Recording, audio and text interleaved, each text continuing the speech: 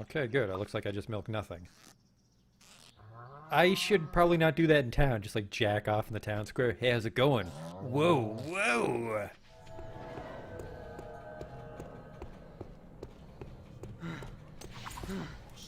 What the fuck is this?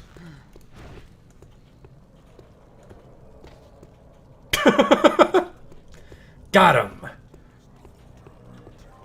I've just been drifting around, being led by circumstances.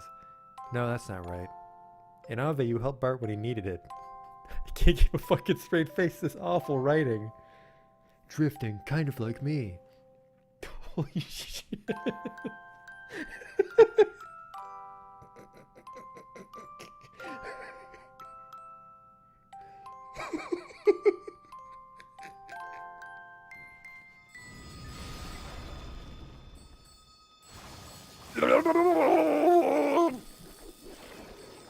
Oh no! Oh, we're not quite dead yet. Don't worry though, I have a telescope equipped. The sprite tells me it's a lady, but the face tells me it's a man. Do that Dr. Girlfriend voice. Yesterday my stove caught on fire. I thought the whole house was gonna burn down.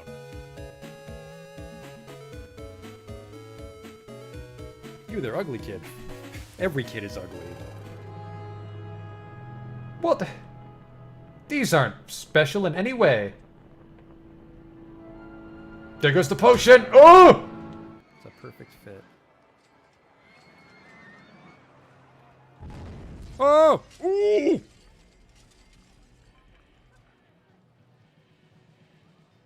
Well, that's gonna be a problem.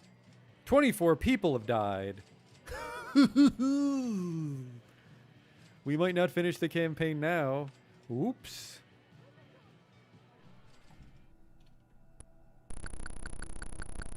I never equipped the chainsaw. I never equipped the chainsaw!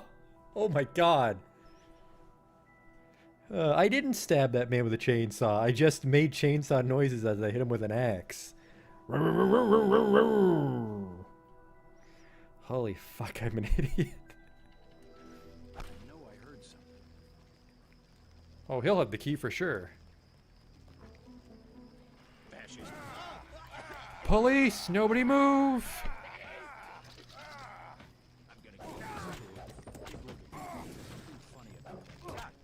Like I kicked his knee bone or something. Are you blind? What in God's... I mean, better luck next time. Armor broken, what the fuck? Just kicked that boar and my clothes exploded. Arcanum.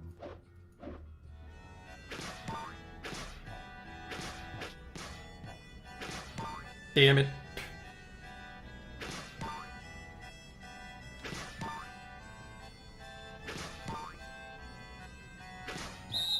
Stop. You totally fucked it up. Well, you fucked me, dog. We're not getting in now.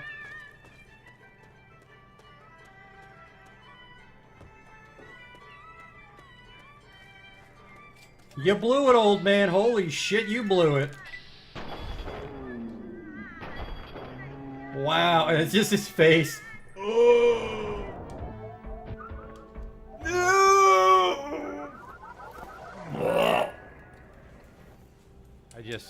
I can't take you seriously when your planet's called Choco. Welcome to Choco, keep your nose clean. Is your planet named after candy? Spell shit in hindsight.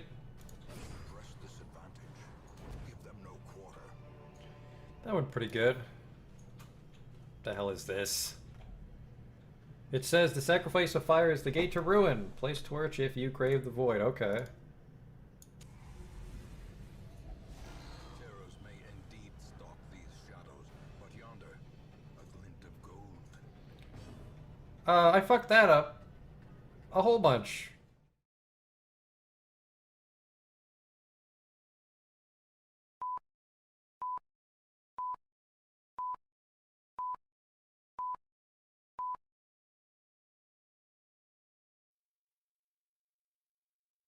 Hey there, time travel astronaut. It's been 10 years since I got into this hobby, and it just so happens that a lull between games lines up perfectly with the 10-year anniversary. decided to replay Shadowrun for the Sega Genesis. Because a lot of people message me and they say, when are you going to play it again? Play this game again. Do this other build. And, well, here we are, right? This game was made in 1993. It's 2020, and we're playing it. So we're traveling through time. Wonderful. Well, let's get in. A new game. Last time we played a shaman. And some people say to play shaman. Now, I really like the shaman because a samurai can become a decker, and a decker can become a samurai, and even a shaman can become a decker. But you can't go the other way. Like, the samurai and the decker can't become a shaman. But I've read some interesting stuff that, you know, technically the elf mage is better. And then there's Walking Bear on Council Island. She's, like, on paper, I think, a better shaman based on the stats that non-humans get. But I wasn't blown away with shamans. We're actually going to play a decker. Because at the end of the day, you need a decker in your party to make money. So let's just start off with a decker, because then we can just start pumping up our computer skill right away, right? And I think the decker's physique more appropriately resembles someone that's going to get fucking cold clocked in the Redmond Barrens. Like, look at this guy, like, fucking uppercut me, trench coat guy, you wish. It's just like, I'm Wolverine and Dirty Harry. You can't punch me, trench coat man. He can punch all those people, so it makes way more sense to be this guy. Like, hey, fellas, is there a problem with the modem? I can't connect to your Wi-Fi. So we're going to be the decker. We're going to fucking hack the planet here. Go. The time, January 31, 2058. The place, Seattle, UCAS. Under the cover of darkness, a team of Shadowrunners moves through the Shalisheed wilderness, right over there. Without warning, they're ambushed by unknown forces.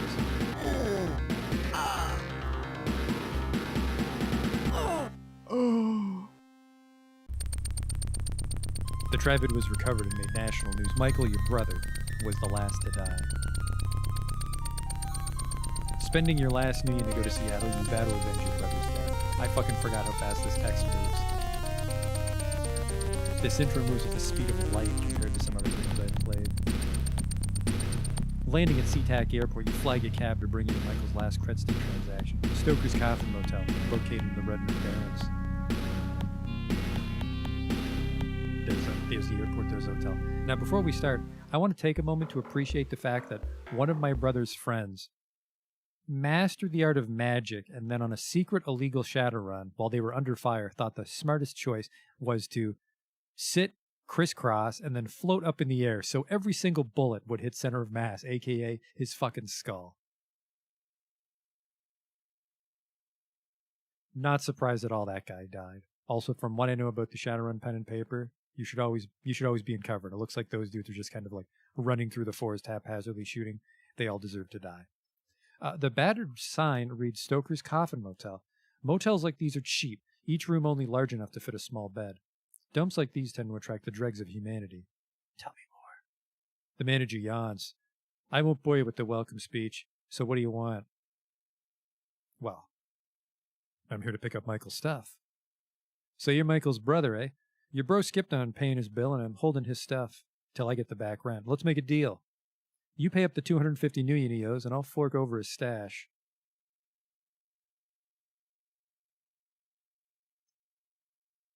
Can you imagine this economy in 30 years where 250 million is a lot of money? 250 million is probably what a fucking burrito is going to cost in 2050 at this rate. How much could he have stored in one of those rooms? 250 million?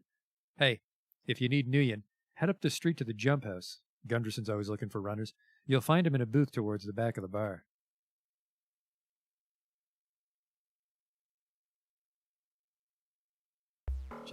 I'm sorry, I can't pay my hotel bill. Well, have you considered doing illegal work? Holy shit, these guys have. He's going to Gunderson, get him. All right, let's take a brief moment to freeze time here.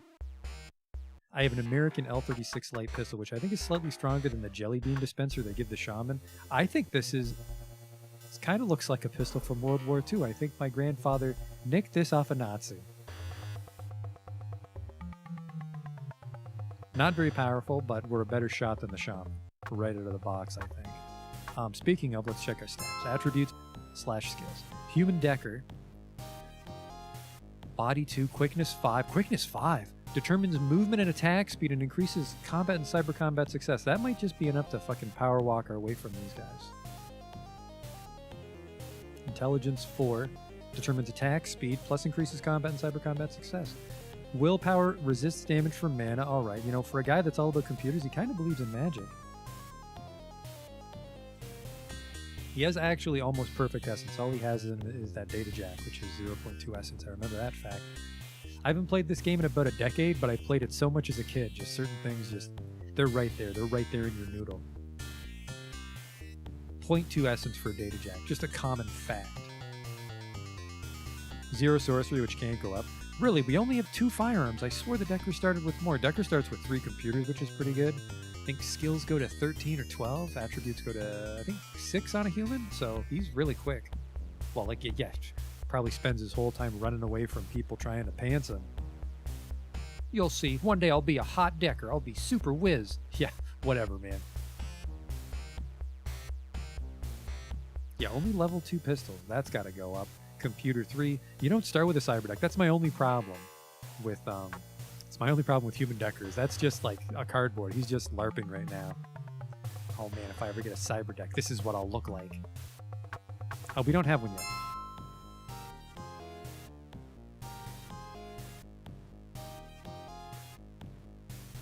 Melee combat 1. I think that's forged. I would not like. I know skills go to 0, so his melee combat should be 1. His throwing is 0. His melee combat's 1 though. Wild. Computer increases success in cyber combat and the operation of nodes. Biotech determines success while using a medkit. Electronics, that's dope and maglocks. Reputation determines overall notoriety of character. And I found out one day, because sometimes I like to Google myself to make sure that like there's not secret societies that hate me.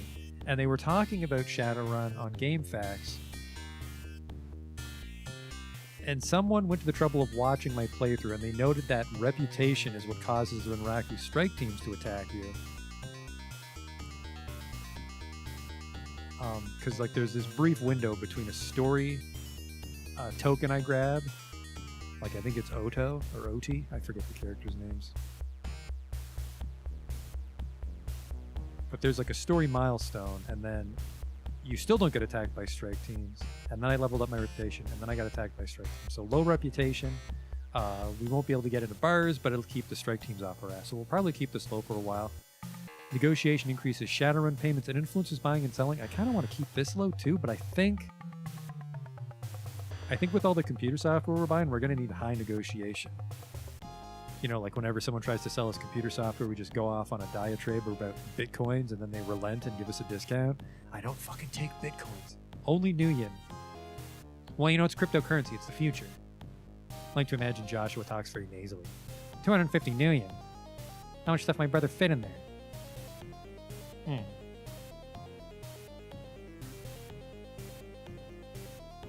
Sort of like Doofus from DuckTales. Which, that sounded nothing like. Alright, let's get out of here. We're running for our life now that we're caught up.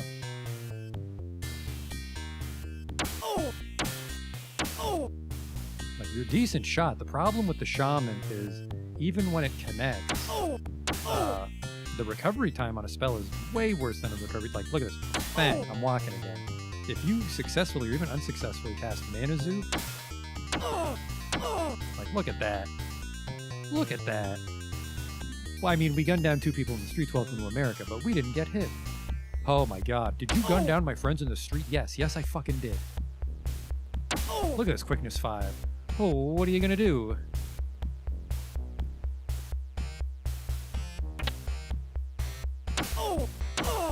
Ooh, that's just free money. We could sell all our medkits right now. Oh my fucking god.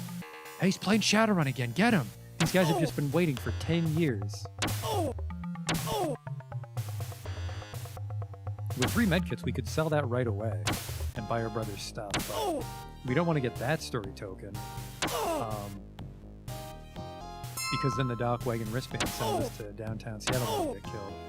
And we're in great shape with these fucking... I think I got wheelies in my heelies, I'm going so fast.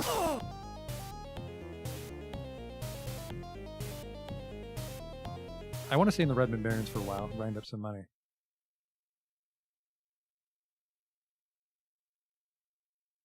The Jump House is a typical small bar inside the Barrens. The standard slime frequent it. An occasional Shadowrunner sometimes slips in its entrance. That's me! I don't think I'm on the box, but I am a Shadowrunner. You see a fat man licking his fingers in the far corner booth. I want popcorn chicken or beer battered shrimp. What kind of greasy snack do you think he's eating? Or maybe just oysters, just something repulsive. Hoy, friend, don't be so obvious. Old Stoker likes to toss the name around, but if you want to stay healthy in the shadows, you do well just to refer to me as Mr. Johnson. There's our old friend Gunderson with the barnacles on his head, which, you know, now that I've learned a little bit more about Shadowrun over the years, is I'm pretty sure he's got some cyberware in his head and not a crippling skin condition from being part Sea-Man. Should have said Fish-Man.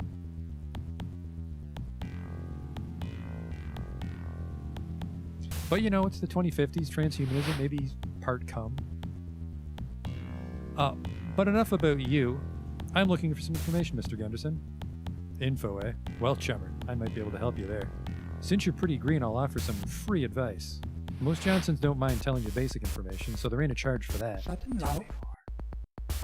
But if you want some special contacts, the type who can help you out, well, that costs. Usually somewhere up in the thousands of millions. I don't have any new yen, so... Just more information. Hurry up and ask them. What exactly is a Mr. Johnson besides a nickname for my penis? Geez, you are green.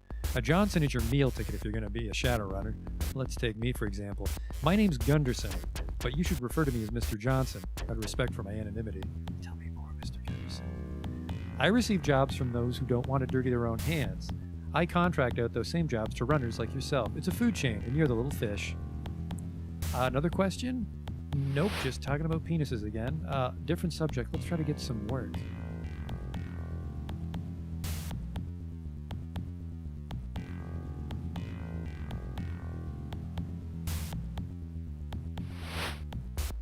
So you want to go on a Shadowrun, eh? Well, old Gunderson's got a beauty for you. There's a community of ghouls, you fuck!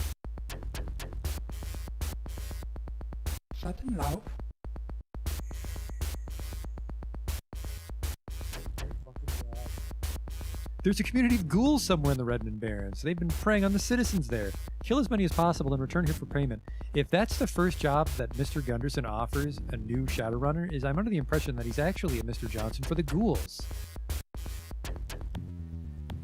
Hey, can you send some, tasty flesh to us? Sure. You can count on me, because I'm Mr. Johnson. Tell me more about how this is a fucking scam. You're offered 20 new yen for each ghoul killed. After negotiations, you come to an agreement. Payment for this run is 30 new yen each, up to 20 kills max. What do you say, friend? No. Whatever you say. You need some creds, you can always work for me.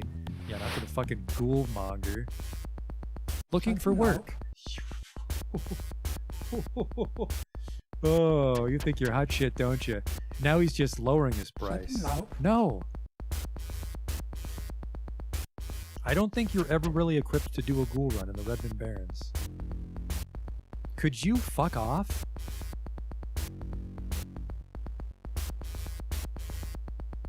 A little less beer in his beer batter shrimp because he's clearly fucking drunk.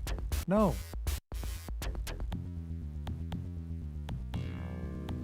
I swear to God. Go to the Rat's Nest in the Redmond Barrens. A contact there will give you a package. Take it to Boris's greenhouse in the Redmond Barrens. You'll be paid upon safe delivery of the package. Tell me more. You're offered 45 new yen for the run, and after negotiations you come to an agreement. Tosses in an extra $5 to make it an even 50. What do you say, friend? That sounds like a deal. Mr. Johnson logs the run in his pocket secretary and downloads the information to you. Thanks, my friend. You keep coming to me and I'll keep giving you ghoul runs. Yeah, no shit. Fucking goddamn it. I've already forgotten what we're doing. Current run. Go to the Rat's Nest. That is in the southwest. and take it to Boris's greenhouse, which is in the center north.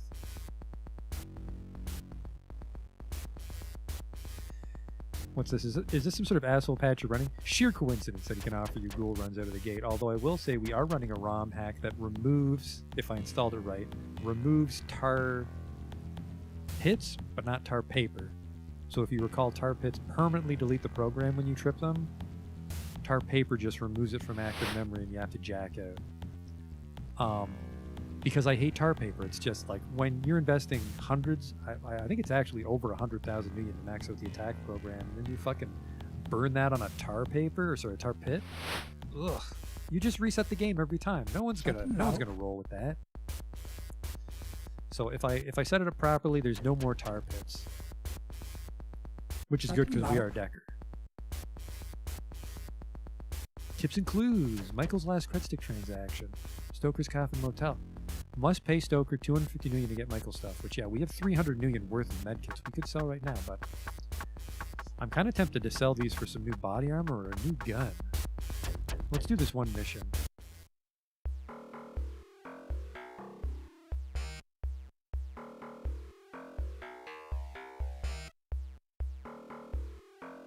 The Rat's Nest. Hello, I'm here to pick up definitely not a box of cocaine. A Lone Star grunt approaches. He questions your identity and hands over a package. Just says police evidence. Cocaine. Actually, you know what? I recently watched a documentary about drugs, and apparently you freebase the cocaine to make crack, and that's cheaper and easier to sell. And I think in the Redmond Barrens, they do crack more than they do cocaine, so it's probably crack in those little vials. He grins devilishly when he sees the package. Now I can do some serious fixin'. He pays and escorts you to the greenhouse. I would like it better if his portrait had a little bloody nose. Do you have the package? I do, Boris. Alright, let's take our drug money. Whoop!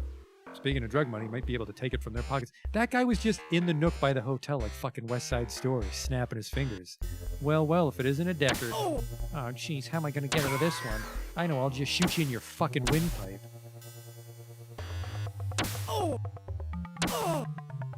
Been playing VR Wolfenstein 4D since I was a child. Probably a crack shot. Yoink! How are we doing for money now? We're up to 105.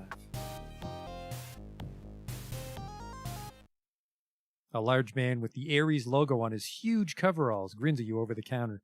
You'll love this place, sir. None of that wimpy stuff here. No way. You just point out what you want.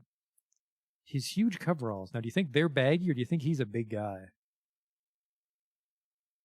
All right, what do we got in the gun department? That's the shitty one that the shaman starts with. It looks like it's for a lady.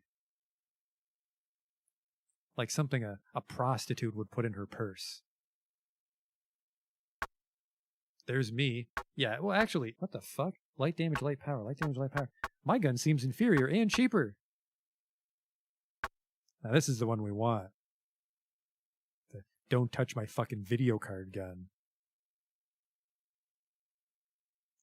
In the world of Shadowrun, they're probably BTL chips. You know, now that I've learned more about Shadowrun, I have to agree with you, and I have to ask, do you think it's just a BTL chip about doing crack? We don't do drugs in the future. We enter a virtual space and do drugs there. It's like VR chat, but with crack pipes. The Predator heavy pistol is 675, but I think it's also like the end of the pistol progression. I mean, you get a max power heavy pistol. The Warhawk, yeah, but I think, well, the RoboCop gun was a burst pistol, but we can't afford the Predator, but once we buy the Predator, we're like done buying weapons on Joshua.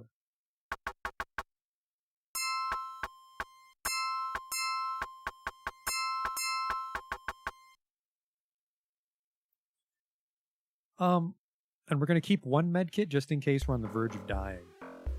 Although, here's a hot tip. It's actually not a very hot tip. Little Chiba's Chop Shop is recognized as one of the most competent cyberware installers in Seattle. Their their technicians and surgeons are extremely skilled. Thus, they have the ability to install powerful cyberware. Tell me more. A salesman walks up. I have a great amount of cyberware. Please, feel free to browse or buy. Our medicinal. We've got a hookah bay over here you can hook up to. Our medical facilities are also available if you require treatment. I am in need of your services. Step this way. Medical attention for the low price of 20 nuyen. I can get my blue back. But the problem is I think you'll always recover your mental blue health at the hotel, which is also 20 nuyen. So that's not a good purchase. I would love to leave the hospital.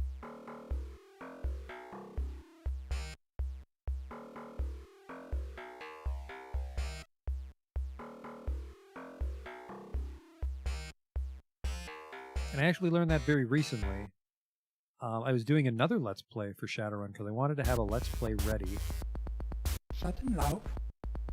for today the 11th. And then I was going to stream a ROM hack called Shadowrun 2058, which tries to bring the rules closer to, I forget already, tries to bring the rules closer to 3rd edition, because I think this game was made during 2nd edition, and then 3rd edition came out. And it like rebalanced a bunch of Decker prices, which is why I was looking forward to being a Decker. But apparently it had a bunch of problems. The biggest problem is that there was a 50-50 chance when you walked into a bar that Mr. Johnson would be an enemy, and you wouldn't be able to leave the bar because it thought you were in combat with him. So supposedly there was a 50-50 chance every time you walked into a bar that the game would soft lock and you have to load it, which would be fucking miserable for a stream. And then my Let's Play fell apart because I was trying to do a melee run, which I didn't plan out properly. So I had to abandon that, so here we are now playing. But in that run, in that Let's Play, I found out you can go to the little Chiba and like heal yourself back from almost passing out on blue damage, because that's cheaper than a med kit. Anyways, I need work. Don't say fucking ghouls. You motherfucker. Did you say don't say ghouls, Josh? No, I didn't.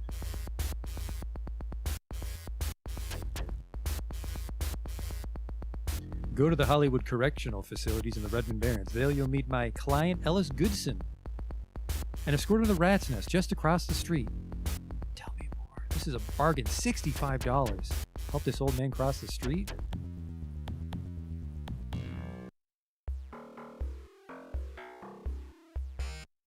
But yeah, Shadowrun 2058, it sounded interesting, but it had some grammatical problems, and it was mostly the bugs that put me off, because I didn't want to have to like load state every time the bar broke on us. Hey, there you are.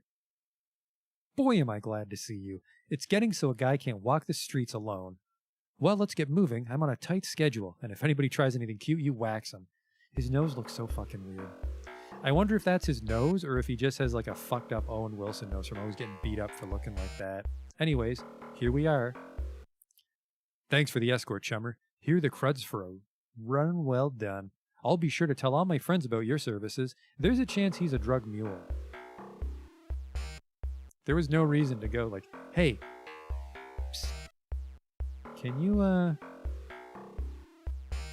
help me out? I need to go into that shantytown, man. Really, man in suit. You need to go to the rundown shantytown. Totally on the level. The jump house is a typical bar, yeah. I swear to God, if they're ghouls, I'll do nothing because I can't fight you. And he knows it. He fucking knows it. I'm invincible, Joshua.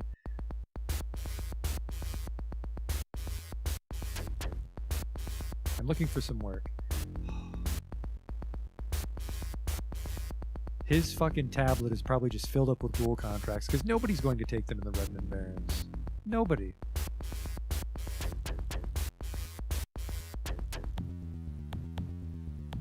Damn it. No wonder my brother died. It was ghoul runs or dangerous forest adventure. Go to the Coffin Motel, walk down the road to Little Chiba with a package.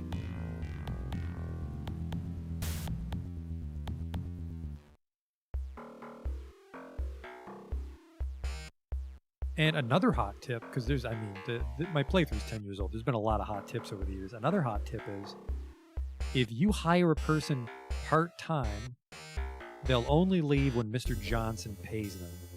Fellas, please, I'm telling a story. They'll only leave when Mr. Johnson pays them. If Mr. Johnson doesn't pay you, on escorts and package deliveries, the recipient does. So you could hire a person short time, and just as long as you only take deliveries and escorts, they can't leave. Which we might take advantage of at some point. So here in the Redmond Barrens, as long as you never take a ghoul contract, the Shadowrunner never leaves because they never get their cut from Mr. Johnson. It's a terrible loophole. Stoker squints at you with his one good eye. Here's the package. Don't slot this up. We'll see. Speaking of slotting this up, the only way this is going to fall apart is if I run out of bullets. And I have, holy shit, I have a lot. You still have ammo left. Reload. Rock and roll, chummers. This is probably why people are always trying to beat up Josh. He's just alone in the street and reloading his little baby again. Rock and roll, chummers. The salesman eyes light up when you hand him the package. Domo, chum. He tosses you a cred stick and rushes into the back with the bundle. My money's on black market liver.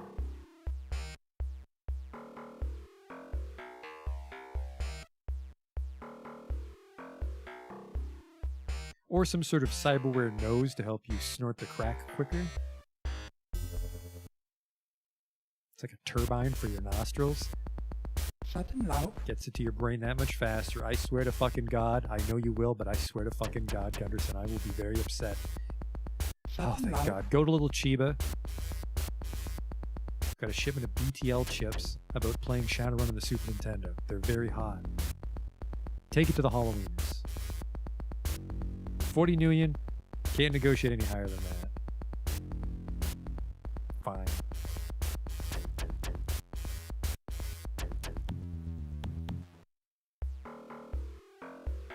The problem is making fun of Gunderson. I always forget what the job is. Little Chiba to the Hall. That's just across the street too.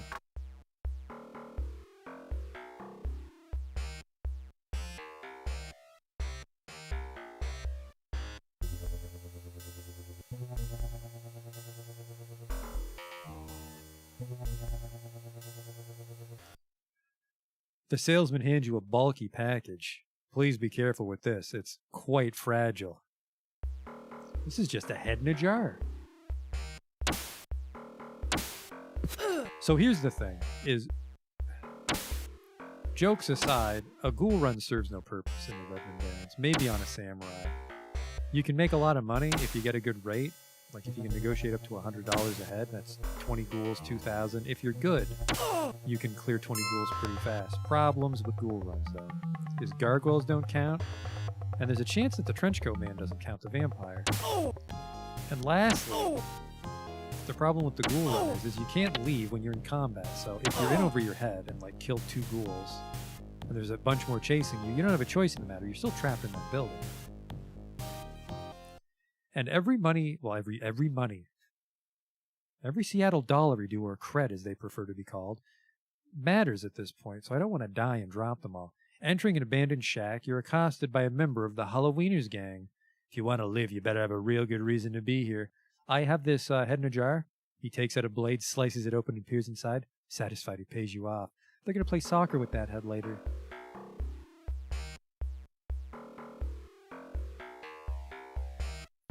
How are we doing for karma? How are we doing for money?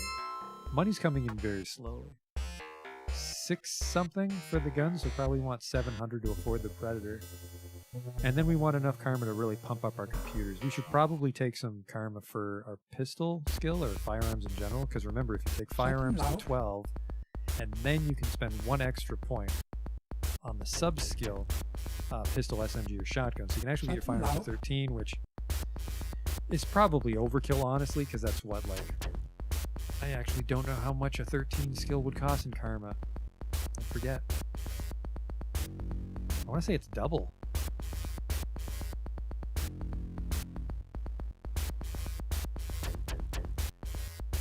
$675 is cheap for the Predator Heavy Pistol. I think it's an oversight in the design. There's some problems with the gun design, most notably that you can buy, on paper, the best pistol in the Redmond Barrens. And then, there's problems. The best pistol costs $600, but the decker spends tens of thousands of dollars getting his deck up to speed. Magic also costs considerably more. And even with the clips, I think the weapons are very cheap in general. I'm looking for some work. Go to the Shiowace Shut nuke plant in the Redmond Barrens. There you'll meet my client, Neuromancer. Tell me more. And he needs to go to the Rat's Nest, which is across the Shut street him through the out. wall. 50 new yen. No negotiation there. By the way, buckle up because this is going to be our fucking life for like an hour tonight. I think it's a good format to stream Shadowrun because there's a lot of busy work with the just blind runs to grind karma.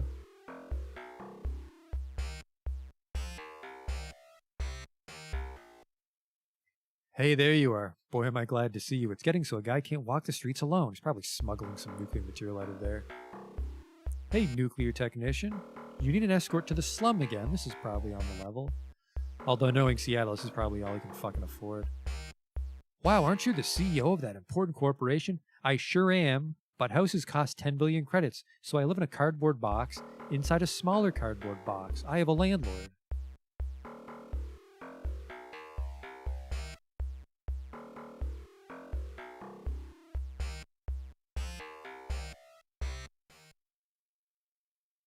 The jump house is a typical small bar.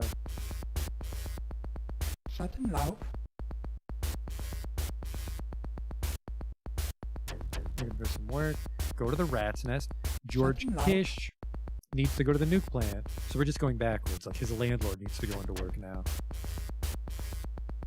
I own several shanty towns in Rat's Nest, and I still need a full-time day job to pay my rent.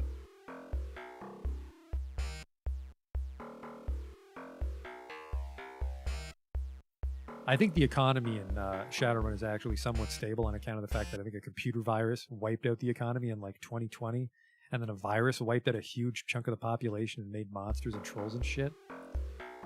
So that sort of stuff deals with inflation somewhat. So there might not be a housing bubble in Seattle, I'm not sure. Maybe for the poor. I think if you're willing to work for a corporation, there's a decent middle class in the Shadowrun universe.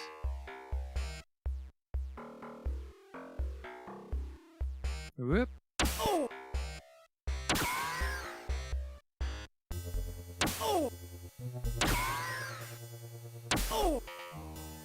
See, like for two pistols, I'm a pretty good shot. The quickness, I think the quickness is the huge thing. I want to say the shotgun was 3 quickness. Like, until I start fighting guys with guns, I'm pretty much untouchable. It was an AI that fucked up the internet. Now, was it the AI the dragon made? I can't remember if the dragons were around yet. Can't remember if the 5th age started before the AI wiped out the economy.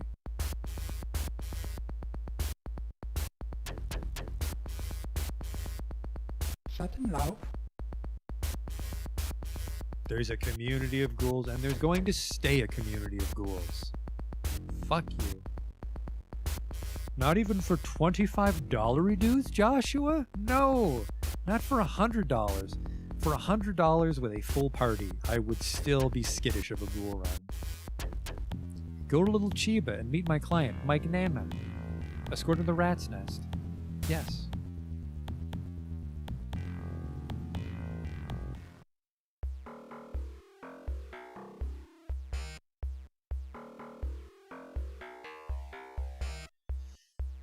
Hope you re-upload the live stream so I can finish watching it tomorrow. The live stream does persist somewhere on my channel. I'm not sure where. And then I do re-upload it later, so it will be around for you. Don't you worry.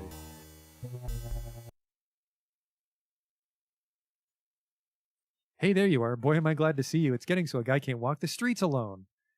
Do I need to take him to the Rat's Nest?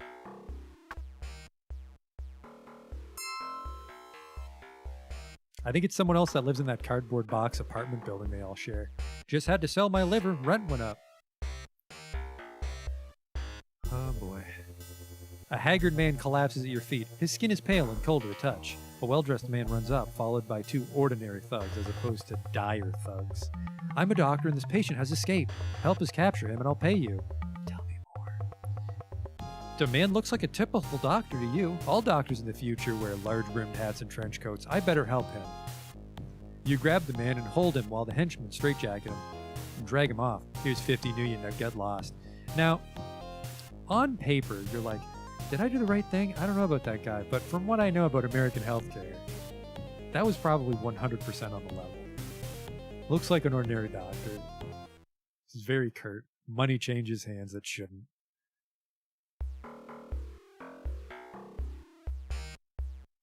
Probably just his landlord beating him up. Missed his rent for the month in the cardboard box. He's short 2 million Nuyen. He's not.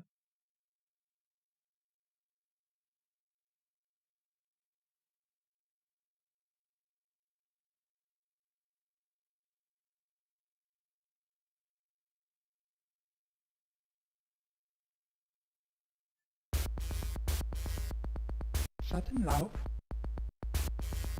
There's a community of goals. It's just the one for, excuse me, 10 Nuyen, and then after negotiations, 10 Nuyen.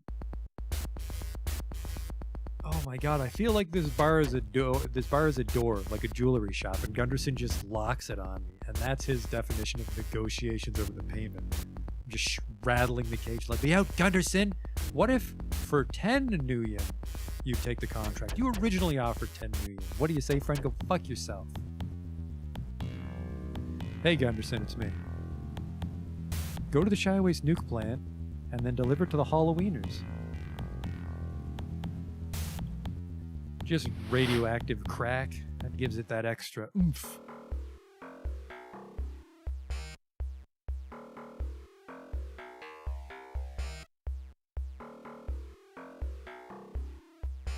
The Decker isn't very convincing. What are we at? 2. And I'm not sure I want to spend more. I think I touched on it earlier. It's like we probably want negotiation to account for the giant price jumps in software, but I think we can probably skip it until we really start decking. So like we need negotiation, but I also don't want to spend money on negotiation.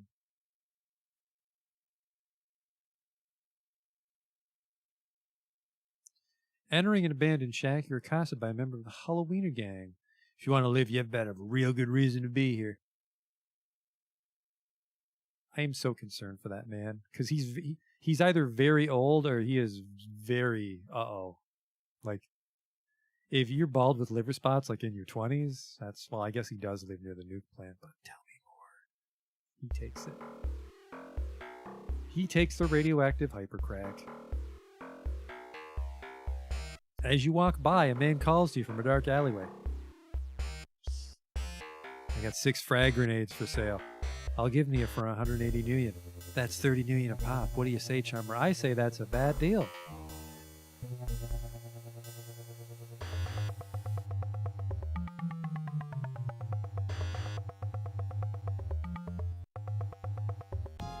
I say that's a bad deal. The first Matrix crash was apparently in 2029. You know what? I really like the Shadowrun universe because even though it was like this weird 1980s cyberpunk, it's sort of a believable like pseudo-apocalypse they have with like the viruses and the Matrix crashing. Blade Runner, I suppose, is kind of similar. It's like a what-if 80s cyberpunk, but it still kind of holds up for the most part. Well, I mean, of course, like I think 5th edition Shadowrun, they really started to retcon it with like wireless Matrix networks and shit, but I think like 1st and 2nd edition, even in 2020, are like kind of plausible.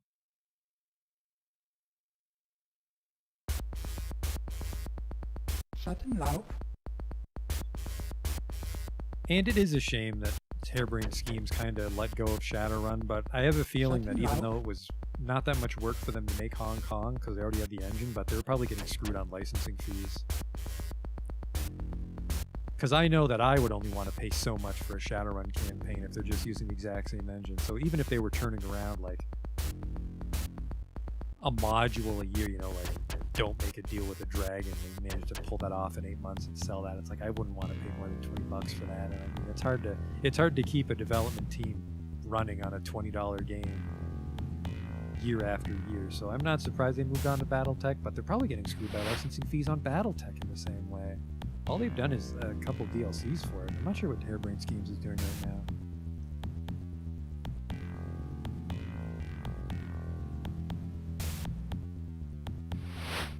Anyways, I'm looking for work. Don't say ghouls. Little Chiba, take that to the Jackal's Lantern. That's the bar next to our bar. It's a bar right next door to another bar. The Redmond Barrens is actually doing okay. As soon as it's a wedding shop next to a jewelry store next to a head shop, that's how you know it's a bad part of town.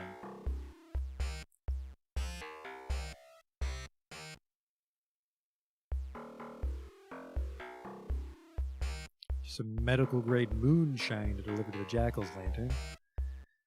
It's weird that the Halloweeners have their own bar, but it's not near their headquarters. Like, they might as well just make their headquarters a bar, which I think is actually, if you go there for, I forget what kind of job it's called, like an extortion job or something, or an enforcement job, but you go to their headquarters and fight a bunch of them, then you fight on a bar map. So it's weird that they have their own bar as well.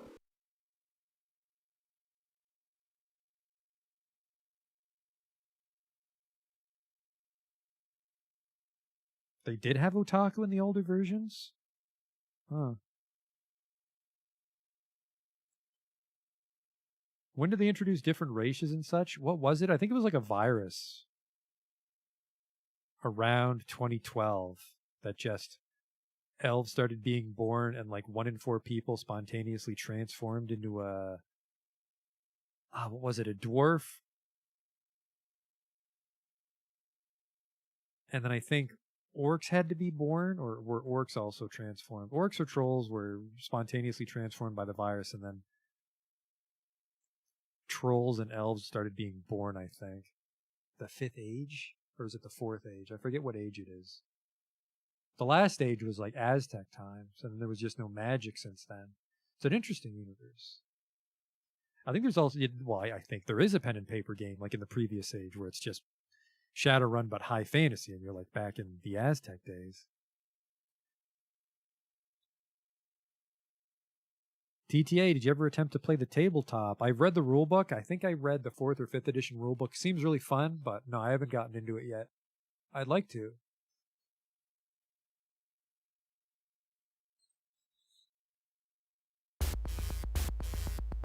Earth Dawn. Yeah, I'm thinking of Earth Dawn. Community of Ghouls. Wow, an extra $15. So yeah, I mean, if you could go in there and kill 2 ghouls clean and then walk out, that's about as much as a good escort, but then you have to hope that more ghouls don't spawn and block you. There's no gargoyles or vampires, which can count.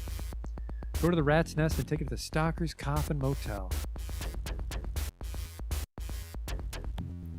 I feel they'd do better with just like some pneumatic tubes to deliver their cocaine, because these are small distances.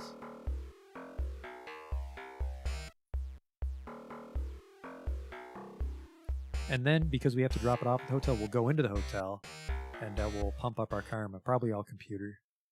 Whoops. Rat's Nest, not the Halloweenies. Yeah, get away from my headquarters. Man, fuck you, alright? I'm just trying to deliver this cocaine. I extra need to go to the hotel because I'm about to black out. Come on, quickness 5, don't let me down now. Holy shit.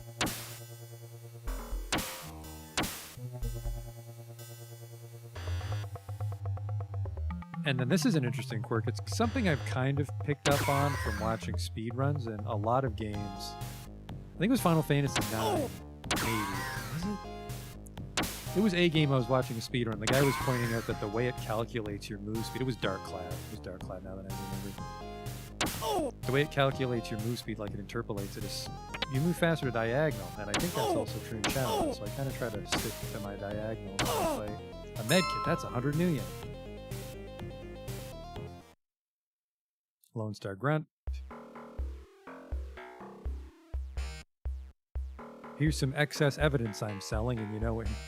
In reality, we found out that's not too far from the mark with some policemen. Do you have the package, breeder, or have you lost it? He grabs the package from you, checks it, and begrudgingly pays for your service. I think dwarves are sterile. Yeah, we do need to sleep. Oh, fuck it. Let's hope that some dregs don't jump out from the shadows. The battered sign reads Stoker's Coffin Motel. Motels like these are cheap, each room only large enough to fit a small bed. Dumps like these tend to attract the dregs of humanity. Tell me more. The manager yawns. I won't bore you with the welcome speech. I'm actually yawning because it's late. So what do you want? Just looking for a place to crash. I got a room for 20 new yen up front. You interested? Easy money, chummer. I'll pay.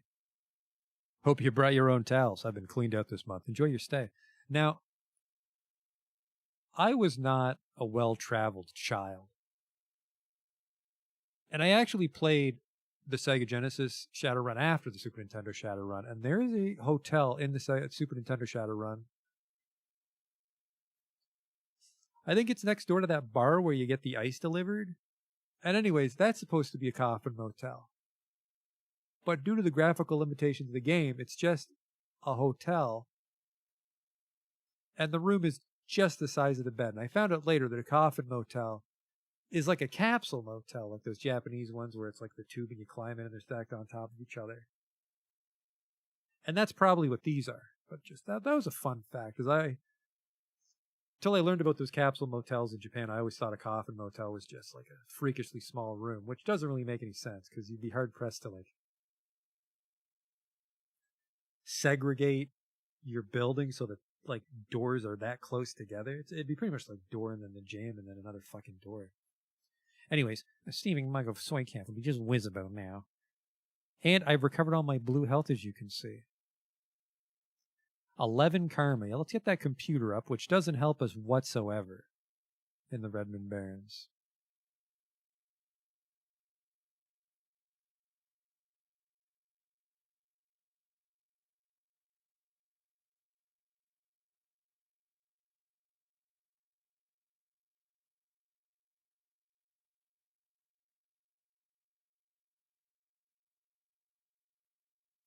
Breeder reads as fucker. You know, now that you say it, that makes sense, but they also have like their made up like Battlestar Galactica swears. They don't have a problem whatsoever using like slut off frag face.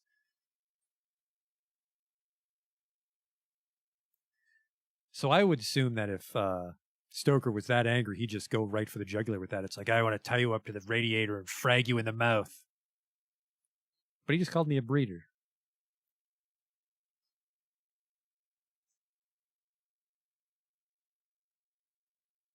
Anyways, look at this. Upgrade to 4 cost 8. So I think it's double the skill level we're going up to. So all that work, we've been playing for almost an hour, and we got enough to upgrade our computer once. Increases success in combat and the operation of nodes. So we need strong programs, but then we also need strong computer to not fuck up like using deception. But deception itself needs to be a respectable level. I think it only needs to be a respectable level compared to the node we're attacking, which I suppose we can philosophize about more once we start hacking. I'm going to put 1 point in computer.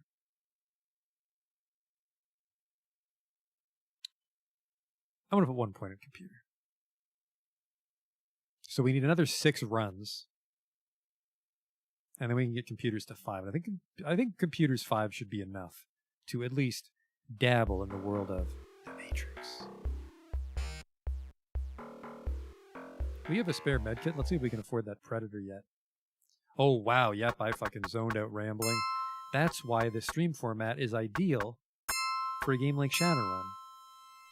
Because we can all just reminisce about my last Let's Play while I fucking grind out 80 karma in the Redmond Barrens. Predator heavy pistol. And then we sell our old pistol. It just got some blood on it. Just Halloweener stuff. Ah, fuck. It sells for 150. I never thought of that. We could have got this pistol a while back. Let's get some clips. 2, 3, 4. That'll last a while.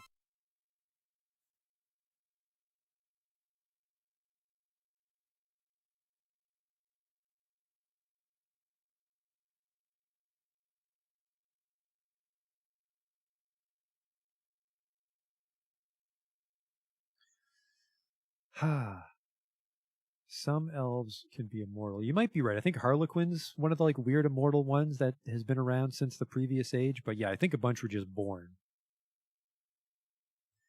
Just started being born around then. And then they broke off and formed their enclaves.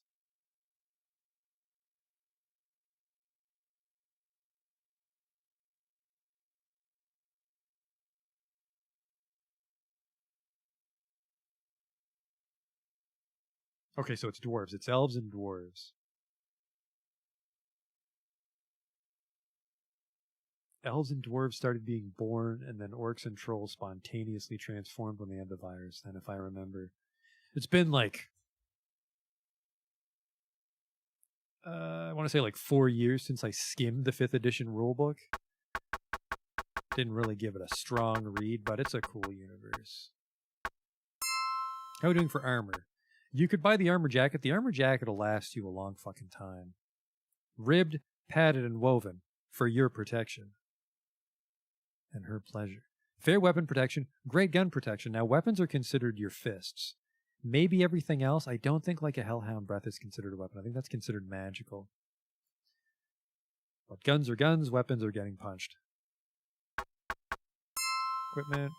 I mean, I could accessorize my Predator heavy pistol, but I don't see the need. Just got my handshake out like we're about to bid on something in Theme Park. If you're not familiar with that, when you're near the end of a campaign mission in Theme Park, is there's a mini game where you both extend your hand to shake hands, and you want the hand as close to your side of the screen as possible to save money. It's fucking so stupid. Equip.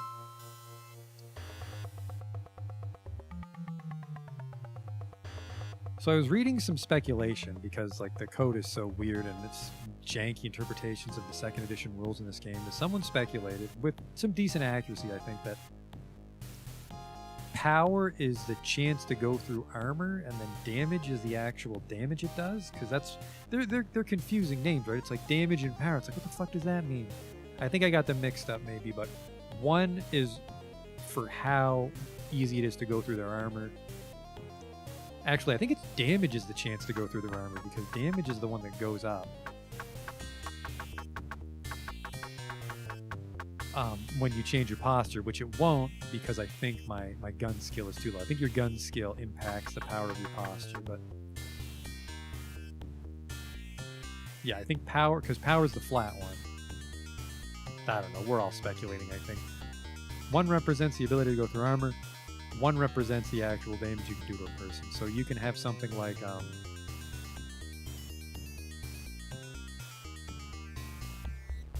don't even know. A Renraku strike team or like a Hellhound has good armor, so even if you have an amazing gun, damage-wise, if it can't penetrate the armor, you're kind of fucked. You know, it's like in a pen and paper game, well, more like Dungeons and Dragons. I'm not really familiar with the combat rules in Shadowrun, but say in Dungeons and Dragons, like you had a weapon that did a lot of damage, but your actual hit chance was dog shit. So you can't leverage the power of your weapon. We're between runs because we just slept. And some swing can.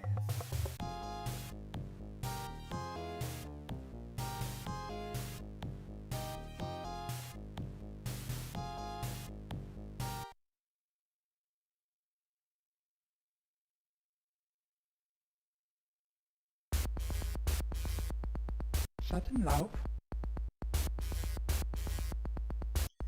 A spell to fuck up armor, you think? That was from Shadowrun Returns. The spell in this Shadowrun is just No. armor up on yourself. But yeah, Shadowrun Returns had some spells that shredded armor, which were kind of, well, I don't know if they were mandatory, but I definitely used them a lot on my playthroughs. Want to go to Shadowrun, eh? Go to see the Halloweeners and take their cocaine to the Rat's Nest so they can freebase it. I need to reload.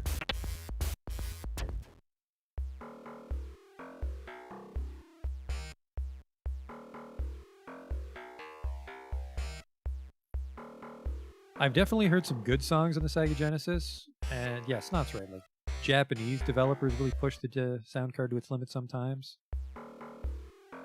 But then, yeah, it's like, this is just... I don't even remember the credits for this game. It doesn't even sound like they had a dude on. Like, definitely didn't have Tommy Tallarico fucking pounding out the hits on this one. Just some guy plugged a keyboard into his shitty Windows 3.1 computer with the wrong adapter, so it didn't even sound right. He just plays these shitty 30-second loops. A well-dressed elf enters behind you. Do you have my package? You hand him the package and he gives you the payment. My employer thanks you. It's hard to buy into the narrative that elves were beautiful and successful when all the elves you meet in Shadowrun on the Genesis live in slums and they wear shitty leather jackets.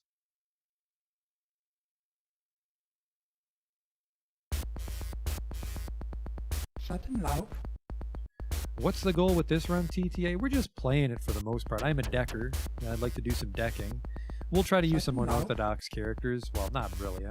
I'm leaning towards Walking Bear as our caster, and then I really want to make Winston Mars into just a melee character, because I've read about it. There's a way to do it, supposedly, where you give him Cyber in a certain combination, you get his melee combat up there high enough that if you give him spurs, he will one-shot most things, because you would, like we were talking before about the penetration, is once his strength is so high from the cyberware, is he'll just shred through everybody's armor with his spurs. And this causes a problem where there's a bug in this Shadowrun. If you have a certain combination of cyberware, which is the proper way to be good at melee, and then you melee, you'll die in one hit. Shut loud.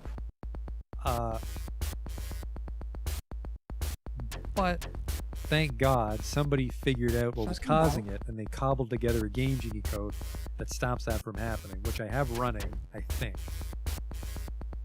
So that bug shouldn't happen to us. But like I said earlier, on my last Let's Play, I was trying to make that Winston Mars melee build, and it was fucking super expensive. It wasn't going that well. So it might not be a good idea. But with me as a decker with the Predator and then Walking Bear as a caster, I think it might be okay. The final boss will probably be the hardest part. Anyways, I'm looking for some work. Go to the motel. Mike Nana needs to get walked down the street to the bar because he's so fucking drunk he doesn't know how to get here. As long as he doesn't stop drinking, he can't have a hangover.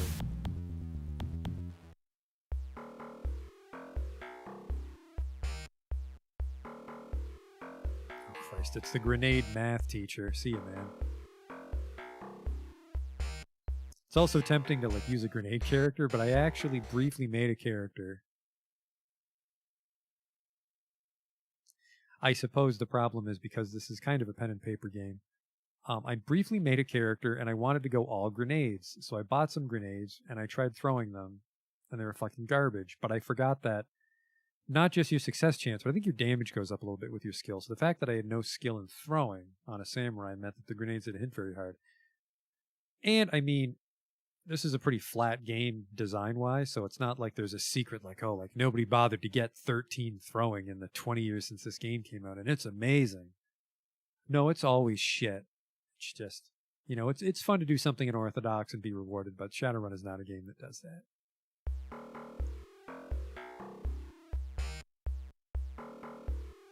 The chat's moving so fast, I'm having trouble replying to some people, so I'm sorry if you said something and I missed it.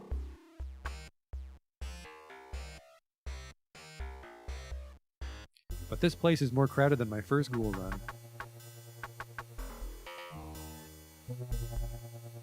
Mars is the troll fella. He's the troll where his clothes don't fit. Starts with a shotgun, but because he's a troll, you give him cyberware in a way that you get him to 12 strength, 12 quickness, and then he's just machine gun punching people for incredible damage, so then it's just a matter of his melee combat being high enough to land the hit. And then because you're grinding money and karma for your computer skills, well, we have to hire Winston for that. Because you're grinding karma on Joshua, Winston's also getting a lot of karma for melee, because his melee's not that great. And melee's, because it's not that great, it's really low and you gotta rise it up quite a bit. But yeah, I tried it very briefly in the Let's Play, and it mostly started to fall apart when I tried to go hack something for some money, and I died because my deck was garbage and my computer skill was too low. And then Winston, he fucked off because I was dead. And fun fact is, if you do that little trick where you hire someone briefly and exploit the contract loophole and they die, their fucking rate goes through the roof. He went from 3,000 Nuyen to 5,000 Nuyen for a full-time contract, and let me tell you, I did not have 5,000 Nuyen yet. I was not a decker. Go to the Shy Away Snook plant, and John Worley needs to go to the Halloweeners just across the street. I am loving these just across the street escorts. They're my bread and butter. It's like Uber with a gun. Surge pricing.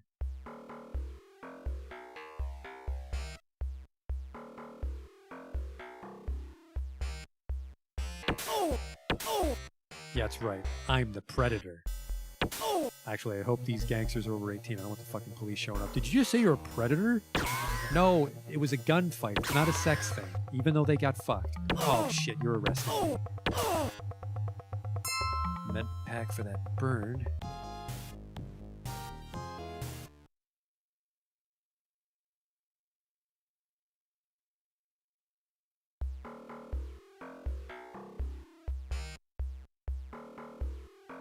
I'm sorry, 141 viewers on the Twitch stream. That's not reflected in my chat client. Interesting. Huh. Oh, more problems with the American healthcare system. Help us capture him and I'll pay you. Tell me more. Looks like a doctor. They explain that they work for an insane asylum and that this is one of their patients. After showing the proper credentials, they give you 50 million for your help. Take their patient and leave. Now, I don't know what the proper credentials are. Like, crazy man doctor police?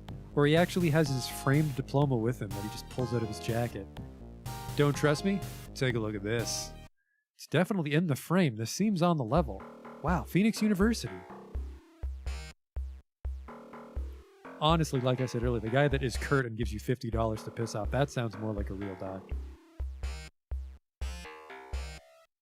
Yeah, this guy's got ghosts in his blood. We gotta take him back. Here's 50 million. Fuck off.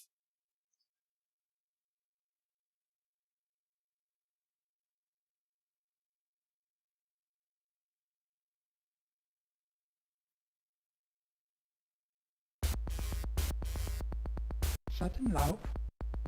Looking for work? Go to the Jackal's Lantern. Ellis Goodson. He needs to go to the jump house. Gunderson, I'm about to get kicked out. I need someone to walk me over there. Alright, I'll send someone over right away.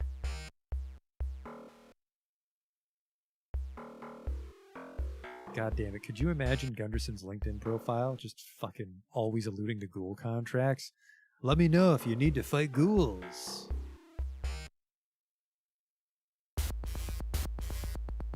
Shut him loud. Go to the jump house, and then he needs to go to the rat's nest. Shut him loud.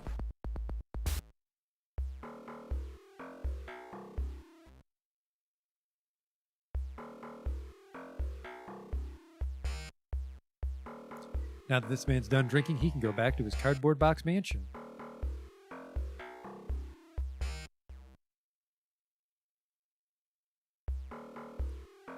What makes it a mansion? There's a wall around the bathroom. It's not in the living room. It's not a Russian bachelorette.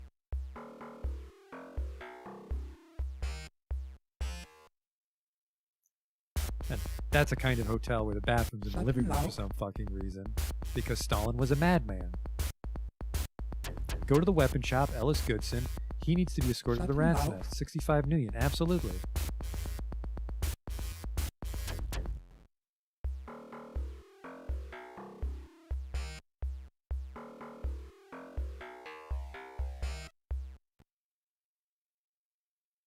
I went to the wrong one. Make sure I don't press the wrong button and accidentally buy it. Hey there. Make sure we don't accidentally buy the stuff from Michael, even though we're not really in any danger health-wise.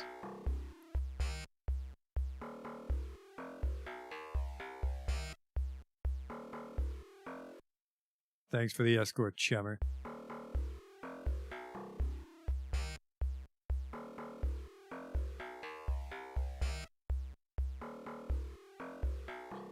Are the Redmond Barrens safe to live in, TTA? There's parts of the Redmond Barrens that are safe to live in. I think Shadowrun Returns touched on that.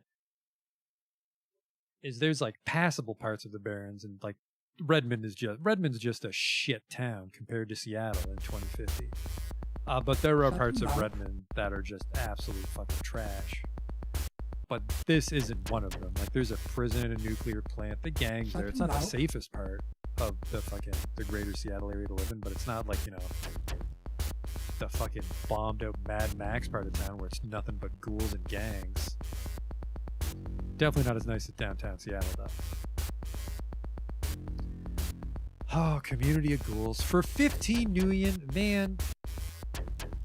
You're gonna fucking turn into a popcorn chicken if you keep eating that shit. Brain's gonna rot away and you think that's a bargain. Go to Little Chiba. Bring it to the jump house. Probably just his diabetes medicine.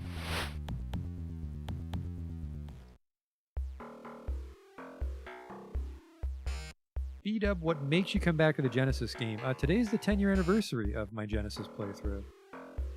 And it lined up perfectly that we were done Resident Evil. Well, I mean, secretly, it's the reason we didn't do a Chris playthrough in Resident Evil. So this would line up. We're not supposed to be here.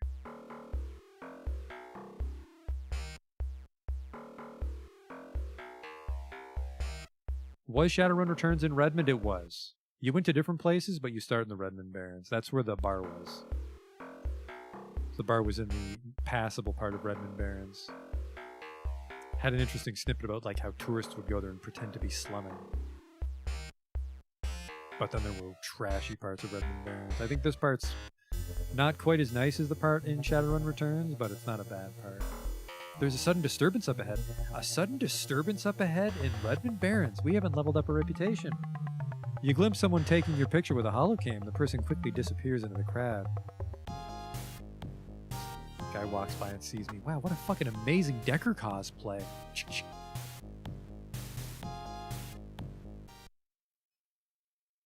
Because in the future, the cameras make a distinct noise because elven women were upset that people were secretly taking pictures of them. They're quite beautiful. So all holo cams make a loud shutter sound. The bartender drops a rag and waves you over. That's for me. Here's your Nuyen. Don't spend it all in one place. And then he just takes the diabetes medicine. It looks like a bottle of Tabasco and he plasters it over some popcorn chicken before he walks it over to Gunderson. Shut him loud. How he got his diabetes medicine in liquid form, I don't know. But here we are. Go to the nuke plant and Heinrich Michaels needs to go to Little Chiba. Probably his radiation poisoning.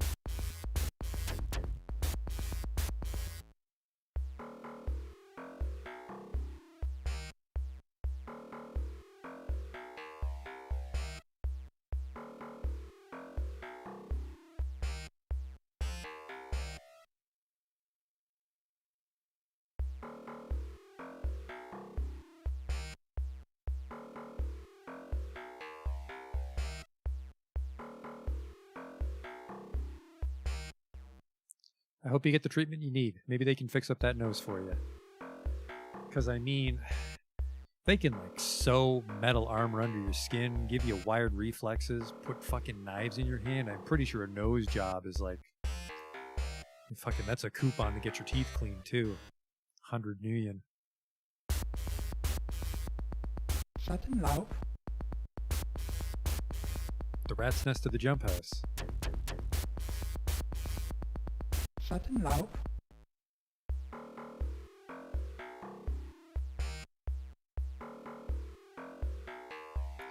One thing I'll say is that there's a Shadowrun Returns mod that plays like this. What was it? Shadowrun Unlimited? There's a Shadowrun Returns mod that plays like Genesis Shadowrun. And it was pretty decently made, but actually, if you can handle the graphics, this just plays a little quicker mechanically. It's like you walk quicker, talk to the people faster. And I mean, there's the nostalgia of playing it. So I actually honestly prefer the Genesis version to any mods that try to recreate it. Although it's always fun to try and recreate it. I need to go from the rat's nest to the jump house. I was actually on my way already. Fellas, I'm on the job. Look at that. Pow, pow. Pow, pow, power wheels.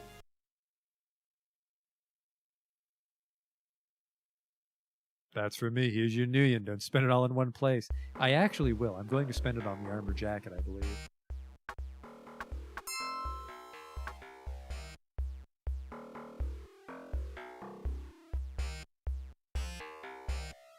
Super Nintendo Shadowrun definitely has a better story, and I like the adventure mode approach to it.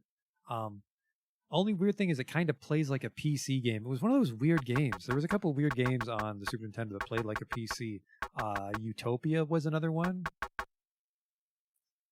I want to say Syndicate was on the Super Nintendo and it also played like the PC version. Those are just always weird, those games that just have like a mouse cursor, but it's on a controller. It's really fucking weird. I remember Utopia especially, which is like a weird sci-fi city builder. And I got it on PC, and I was like, what a weird game. Always stands out to me just because it was so weird for a console game at the time. I almost have enough, and I will have enough if I sell my current body armor, the armor clothing. Fashionable body armor. For LARPing is a Decker. Low weapon protection, poor gun protection. So we're going to go from low and poor to fair and great. That's a big upgrade.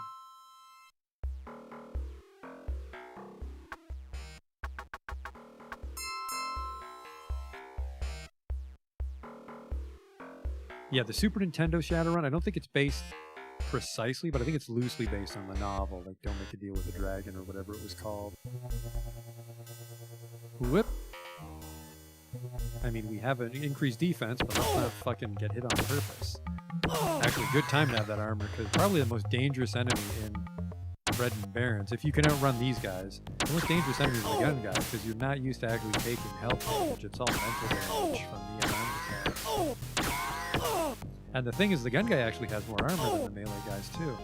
So he's a bit of a triple threat. Just to count all the threats. He has the gun, he has high armor, and he has a beautiful singing voice.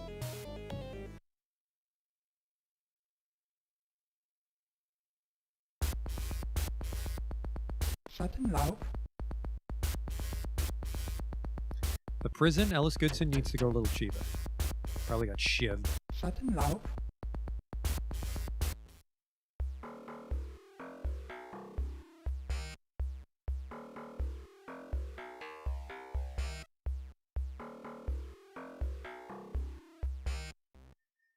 And then zoned out a little bit. Might have some karma built up for another point in computers.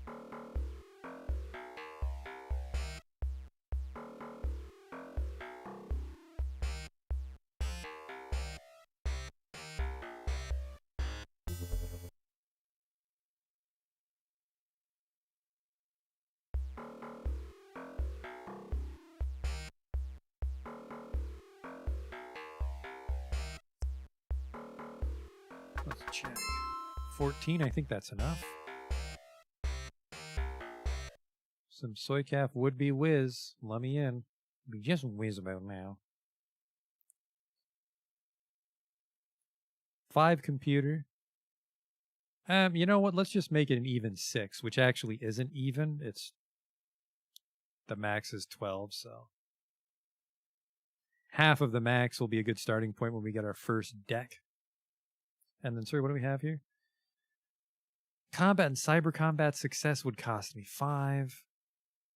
This is just combat success. This doesn't help us in the Matrix.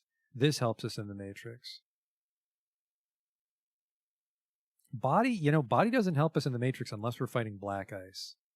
So we can keep this kind of low and depend on our other Shadowrunners to protect us. Not in the Matrix. This...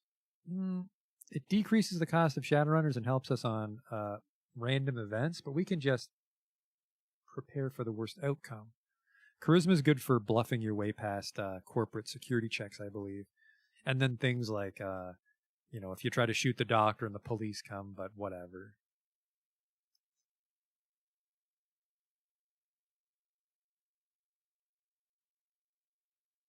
Sorry, what's this message I missed? What's the deal with those trench coat guys? Ones you fight in the street are mages, but I think ones you fight in the ghoul ruins are vampires, someone told me on a comment. Which would make sense that they melee you. I don't know a lot about vampires in the Shadowrun universe. My only experience are those trenchcoat guys, and then the one from the Super Nintendo Shadowrun who also tried to bite you. But I would imagine if you were a vampire in the world of Shadowrun, possibly from the Third Age, Earth Dawn, you would have the foresight to just use a fucking gun and then suck the blood out of their corpse or something and not fucking walk around like a 1920s Nosferatu and try to bite people.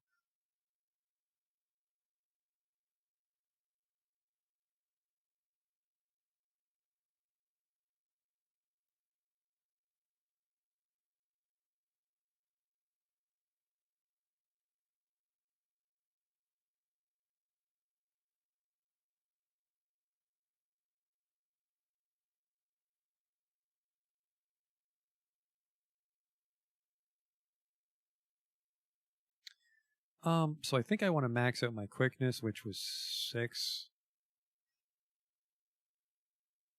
That'll just be great because that'll give us a little bit more speed. And then actually, no. It's either an oversight or if it's on purpose. But the trick is to get your cyberware before it maxes out, and then you can go over the max.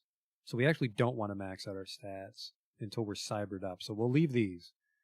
So let's just focus on computer. We'll get one more. 6 will give us 3 in firearms. So let's do that. So 2 more runs, because it's always 1 karma run in Redmond Barrens. That's why I love to level up here. Do you fucking mind when I'm talking? Yoink. Should have used that on yourself then, Hotshot. He's vanished. I'm sure he's dead.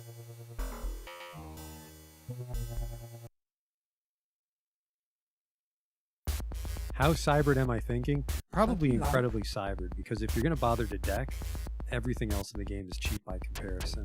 Cyberware and spells and guns are nothing if you're starting to spend like 30,000 million on a program. I think body armor is 30,000, and then like that's top of the line armor, and programs can be more than that. We need to go from the prison to the Jackal's Lantern.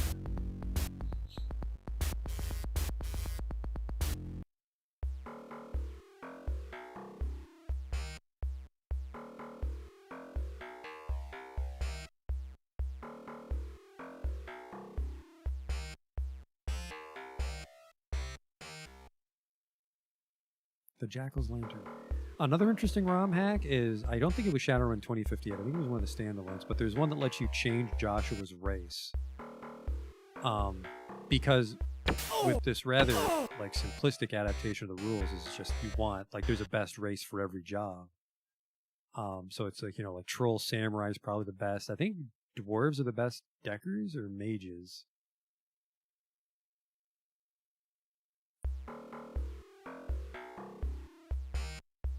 I've already forgotten, but there is like you'll get a huge leg up on a human if you know what class you want to be. A little cheap to the greenhouse.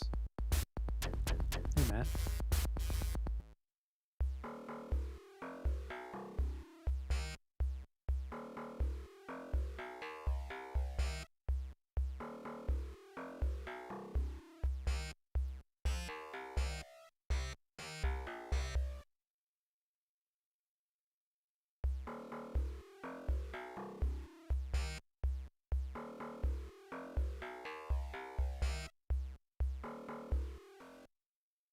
He grins devilishly when he sees the crack. Now I can do some serious fixin'. He pays and escorts you to the greenhouse. His hands twitch. He was very sweaty. Probably just hot because he's in a greenhouse. Right? That's what it is? Everything's on the level?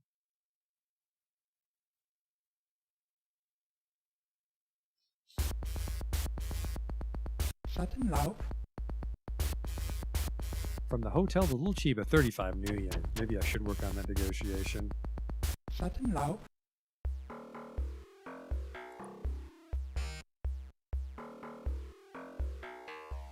Already forgotten what I was doing. Hotel to Little Chiba. Okay.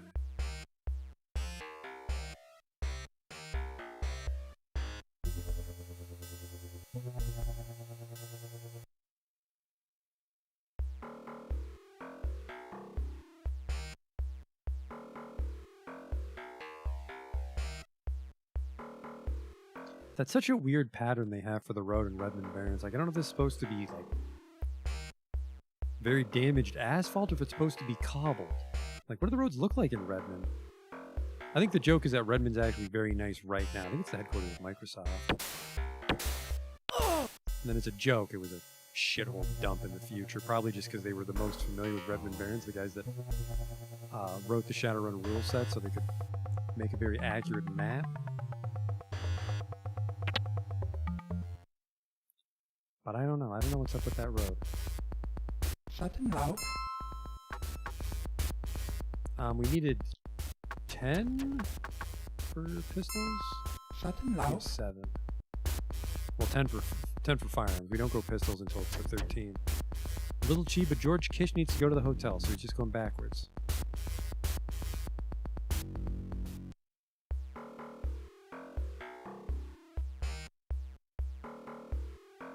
My Decker or Gator Shaman? We're Decker right now.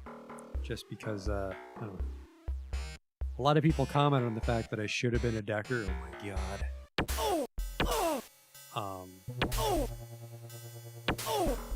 And also, like, human's not the ideal shaman. Like, I think the elf Freya or the troll walking bear are the better wizards statistically. And considering how little casting you do early game compared to the things, like, you can kind of deck early on, you can kind of fight as a samurai early on, but you really can't cast spells early on as a shaman. You don't have a reliable way to complete jobs because you're shit in combat and your spells aren't very strong. Oops, sorry, we're not grabbing a drink, sir. I just need to drop you off.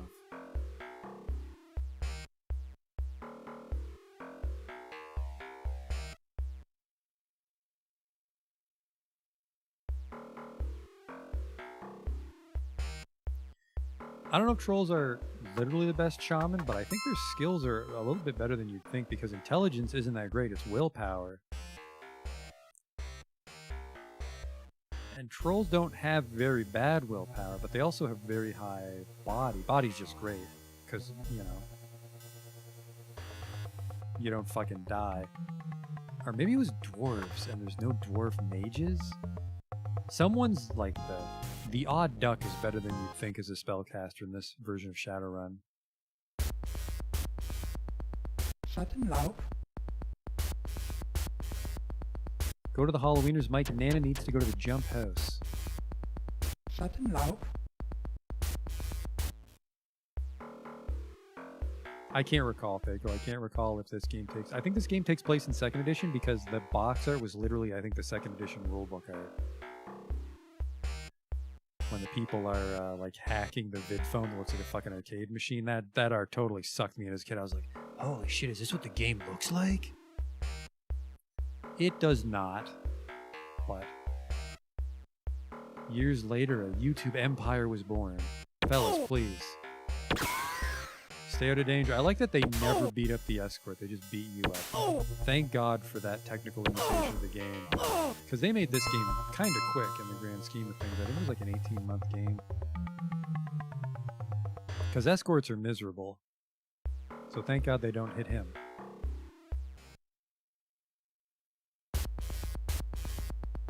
Schattenlaub.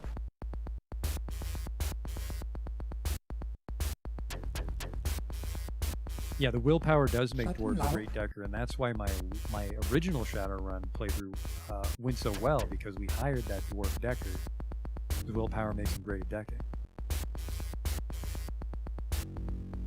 Because you'd think that, like, elves would be great deckers because of their reflexes, but it's more like the constitution, I guess, to be plugged into a computer all fucking day, so dwarves are decent at it.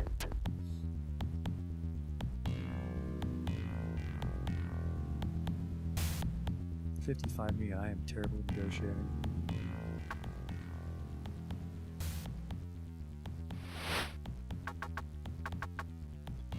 Dwarves were also fun in the Xbox shooter because they could deactivate the troll's passive damage reduction. That was always fun. It was always fun to be a dwarf and run around and fuck with all the magic on the map. Schattenlaub. Rat's nest to little Chiba.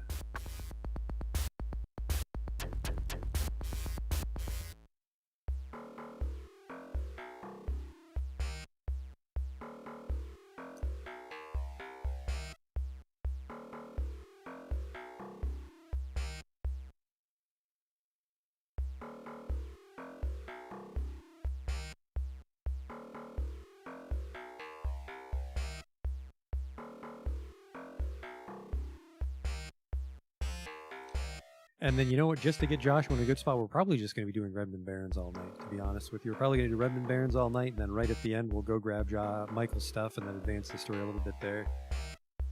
Which won't actually be that money is the main problem, is we'll be in a good spot karma-wise, but Gunderson is just garbage for money relative to time invested.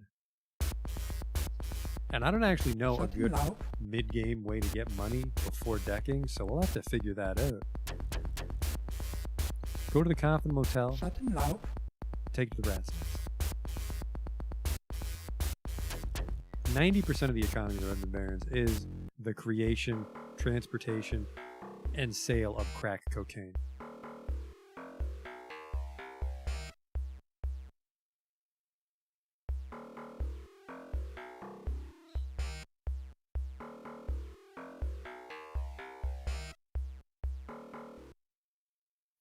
I saw the I don't know if I saw the promo, but I saw the commercial for the Super Nintendo one. That was something else.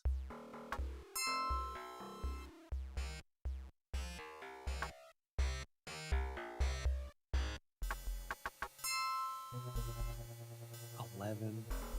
I think I can afford Pistols 3.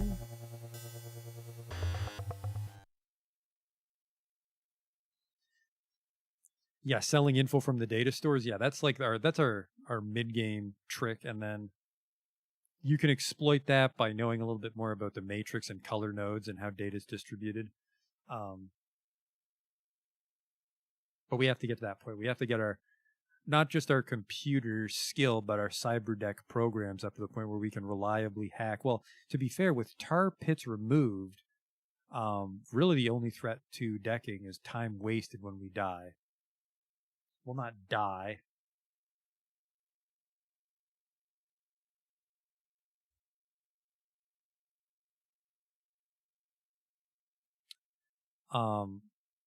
Actually, I don't think anything ever blocked you from jacking out. So the worst that would happen is if you jacked out with black ice, you'd hurt yourself a little bit.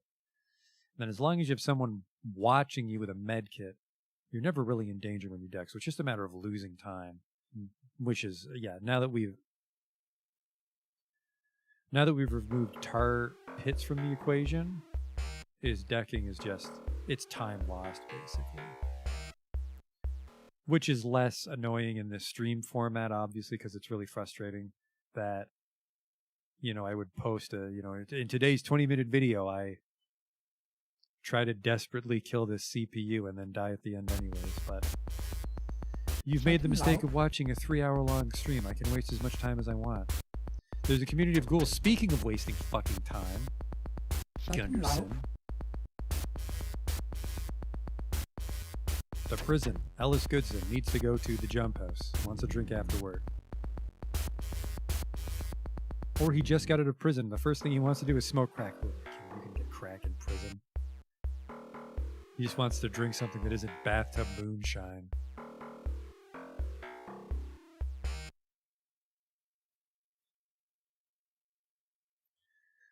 Sorry, what's this? You think you'd ever play some SNES Saga games? Oh, sorry, Saga games.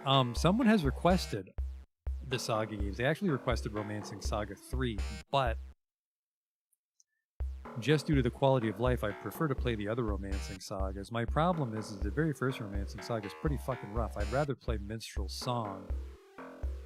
And then I'd probably play the PC version of Fellas. Please, I'm talking about Saga. He's talking about another franchise. Fucking rush him. I'd rather get the Romancing Saga 2 and 3 ports on Steam. But I don't hate Saga. They're just like, they're big time sinks, and it's like the systems are very convoluted. But I mean, I did make it through Saga Frontier, which is probably one of the easier ones, honestly, because of the jump shop trick. I have Minstrel Song on my PS2, and it is fucking, man.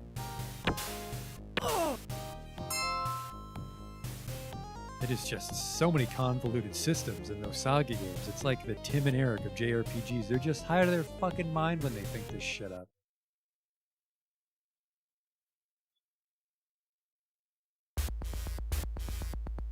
Shut him loud. But yes, the Saga games have been requested. Shut him loud.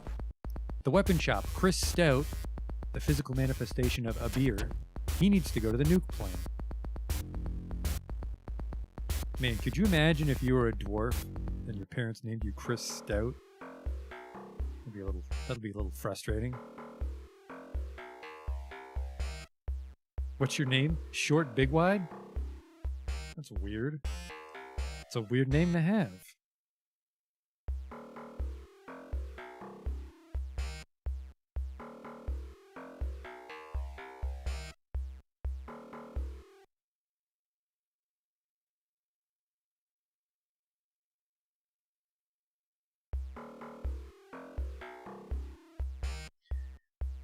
Oh god, more Halloween. I'm not even afraid of them is the thing, unless I run out of ammo.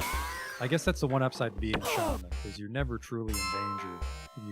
You can pull off a mana zap every now and then when you run out of ammo. How are we doing for ammo? 3's pretty good. We have 3 med kits too. Always sell the med kits in this early part. 100 million. Have I ever heard of Loop Hero? I haven't. I have not. Unless it's a roguelite, and I'm not really a roguelite kind of guy, although I would like to go back to Darkest Dungeon one day. I try not to take on too many roguelites because they're frustrating. I don't like to play a game where nothing happens and then we lose time. Because if you actually watch some of my earlier games, Shadowrun's a great example, is you don't lose a lot of progress. You mostly just lose money when you die. So you keep your karma, you keep your story progress, and you don't have to load your game. I mean, what is it, 5 or 10% of your money when you die? It's a very, very forgivable sum of money when you die in Shadowrun. Earthbound, you lose some of your money. Terranigma, you lose some of your money. But you don't really lose any progress in the story, so that's of course changed over the years. I'll play games where I lose progress, but roguelites just seem to be the epitome of that. Is it's like you're just going through the motions. It's like the worst part of Dark Souls is like running to the boss, and you're like, well, I don't give a shit about this part. Community of Ghouls, I don't give a shit about this part, Gunderson.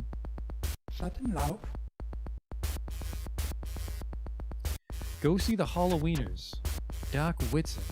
He wants to go to prison. Oh. It turns out I'm a pedophile. Can you please take me to prison? For 60 million, you got it, bub. Even in the future, they don't have pedophiles.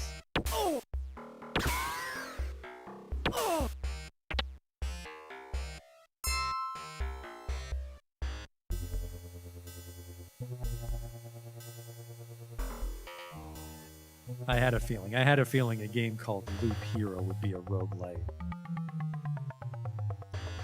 There's okay roguelites. You have to have good progression. Not something like Rogue Legacy where you're not really making progress in any given run.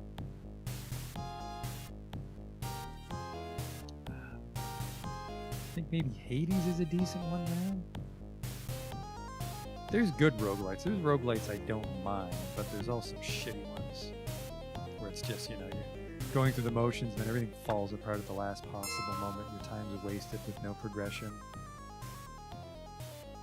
Halloweeners, which we grabbed, he needs to... Oh, right, because he's just a pedophile going to prison. And as for Final Fantasy Legend, that's a Game Boy game. I had a Game Boy. I barely played it. I played Pokemon. That was pretty much the only game I played. I played Pokemon and Kirby's Dream Land on that Game Boy. And just... Shouldn't I be escorting you to prison? Where's the guy I'm escorting? I don't know. Playing a Game Boy in this day and age... especially for YouTube, I'm not sure how I would do it. Just it looks so bland.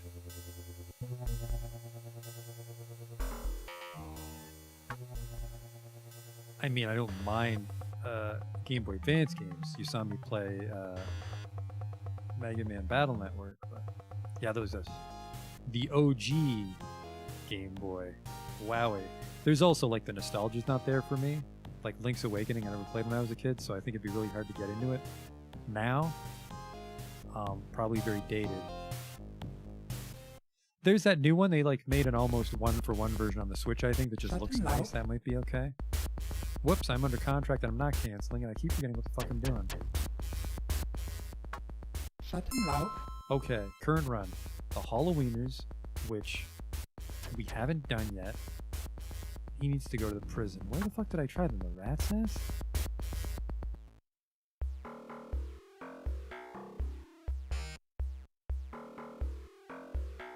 How many streams did I do of Darkest Dungeon? I think I did 2 or 3, and it was a long time ago. Back before I was able to set up my microphone to like discard the noise from my air conditioner, so I would have to turn my air conditioner off to stream or turn it on. So either I was incredibly fucking uncomfortably hot, which showed in the commentary, like Xenogears, or you could just hear a fan in the background, which is why I had to end up getting rid of Darkest Dungeon, Parasite Eve, Mega Man Legends. There was a lot of games from back then that just... The quality's not necessarily amazing, and like I don't fucking go to bed thinking I'm hot shit every night, but I try to put in some effort on the quality of my videos, and some videos I just didn't like. So I have to revisit those games. Final Fantasy Tactics is another one. I have to revisit that stream one day. Did not like the way that quality turned out.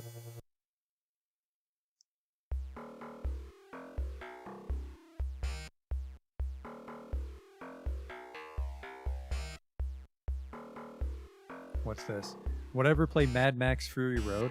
I'm not really into open world games because they're so long. Oh shit, sorry, you're not a gang member. He's probably going to be a gang member now. I probably just fucking radicalized him. He's walking. Oh, fucking guy shot me in the tum-tum.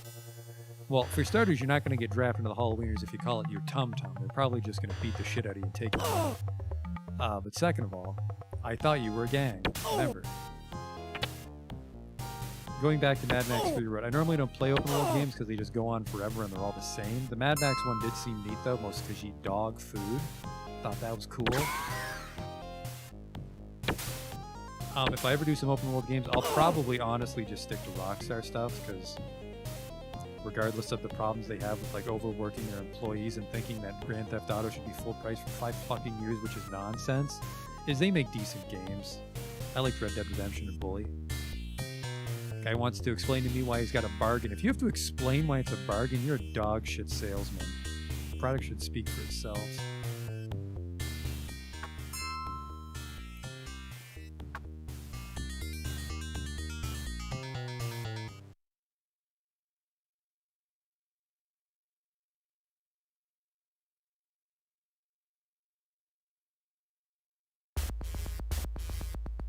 Shut him loud.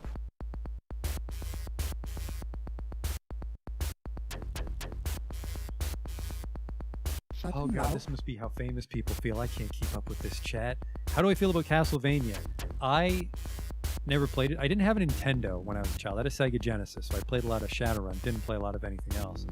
And I'm not really good at platformers. What was a platformer I played as a child? I had Sonic the Hedgehog 2, which I never actually beat. I always died on Flying Fortress. Sonic the Hedgehog 2. And I had a couple platformers on my Super Nintendo I wasn't very good at, like Cybernator.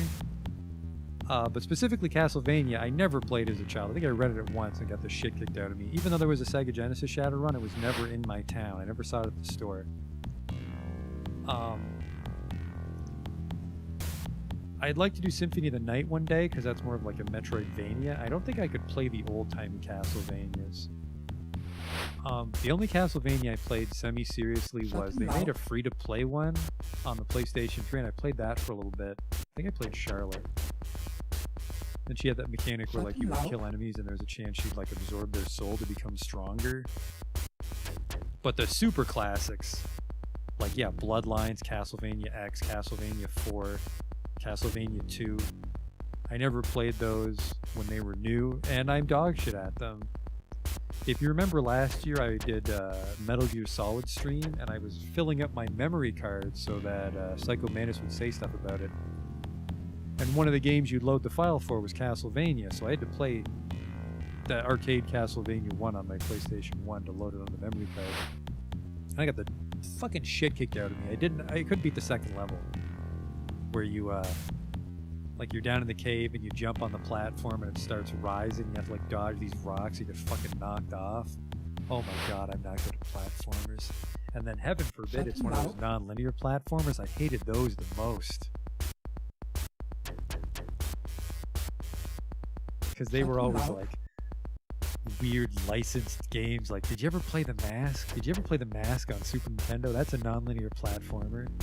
Those things are just the work of Satan. Just bounce around this level, you know, start in the bottom right and go to the upper left. Not necessarily a fucking straight line.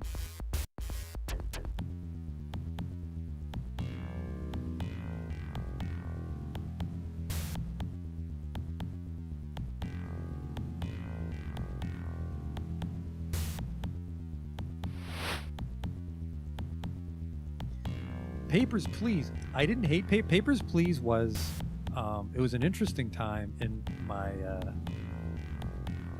this hobby.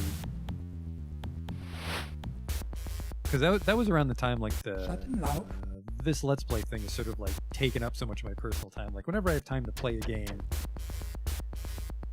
it's either I'm recording it or I wish I'm recording it.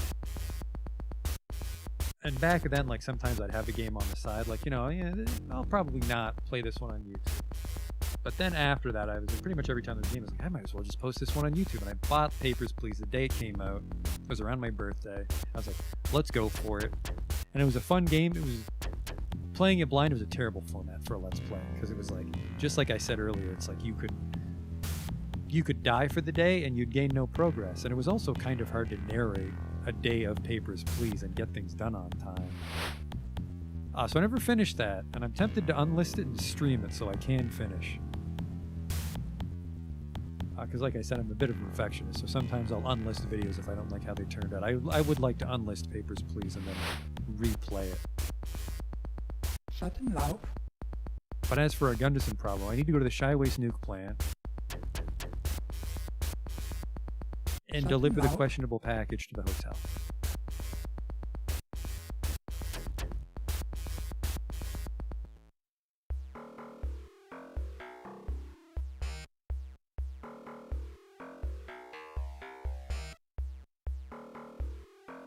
What's a doctor? Can you help me? Yes. They explain that they work for an insane. I don't care. Just give me the 50 million.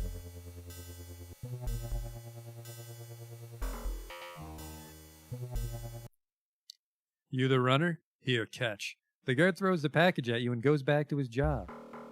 It's just... This is a glass jug of Kool-Aid with no lid. What if I dropped it? Why did he throw it at me? Here's your Kool-Aid. See, the trick is it's not actually Kool-Aid. It's dyed water with cocaine dissolved in it, and they recombine it using some alchemy.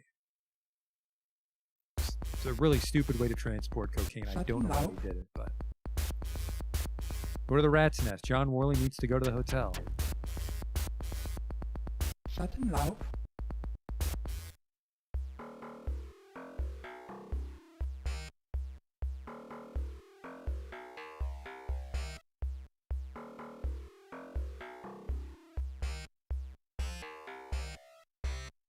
Yeah, I suppose if you get your buzzwords mixed up, you could confuse me saying a nonlinear platform for a Metroidvania. But when I say nonlinear platform, I mean like you're locked into that level, but the progression is just nonsense.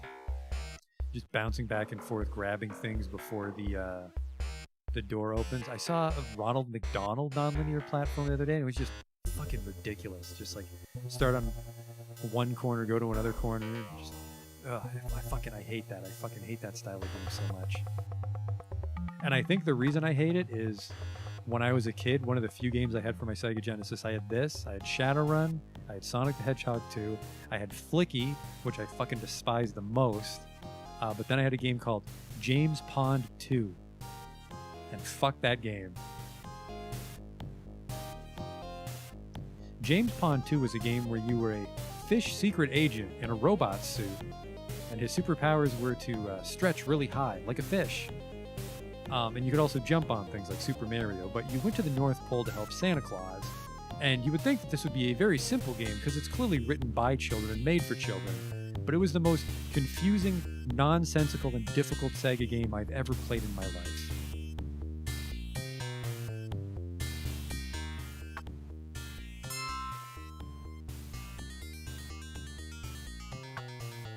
I think that game had like a debug trick to get extra lives, and that still wasn't fucking enough. Oh my god, I hate that game.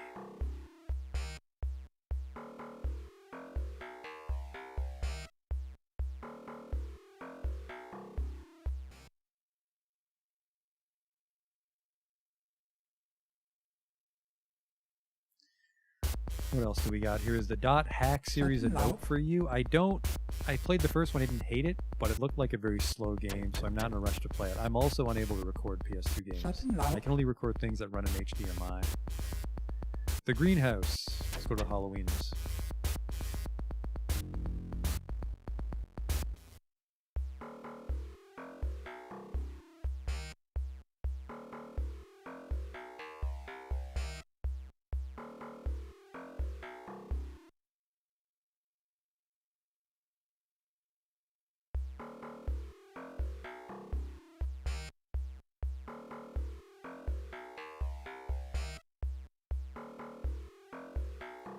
The guy that speedruns this game speedruns Shadowrun?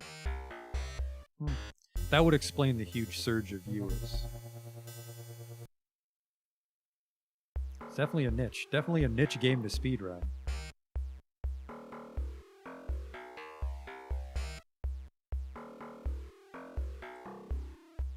Oh Christ, it's Mr. Math. Got some grenades. I like to imagine he's not being sneaky about it all. He's just like an Italian merchant in the street.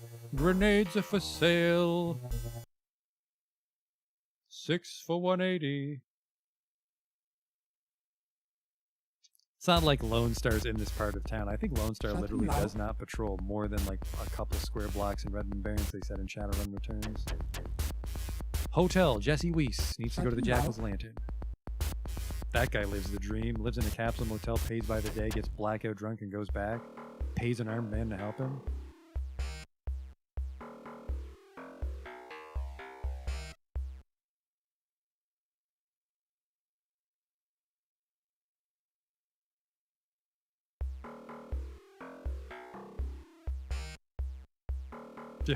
Grisasses. I was actually just checking I was checking my Super Nintendo Shadowrun videos because I wanted to double check where that coffin motel was, and I think it's actually in the clip where I get attacked by Grisasses.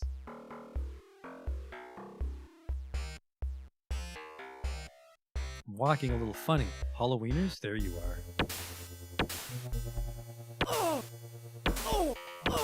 And then the grenade merchant just like walks by. He's like, bet you wish I had my grenades. 6 for 180. Rubbing in these poor guys' faces. Shut him loud. I probably give them non-fatal wounds like a fucking Saturday morning villain because they just keep coming back. Community of Ghouls, speaking of keep coming back, there's fucking contract from Gunderson. Weapon shop to the prison. Yeah, I was selling guns I wasn't supposed to. Lock me up.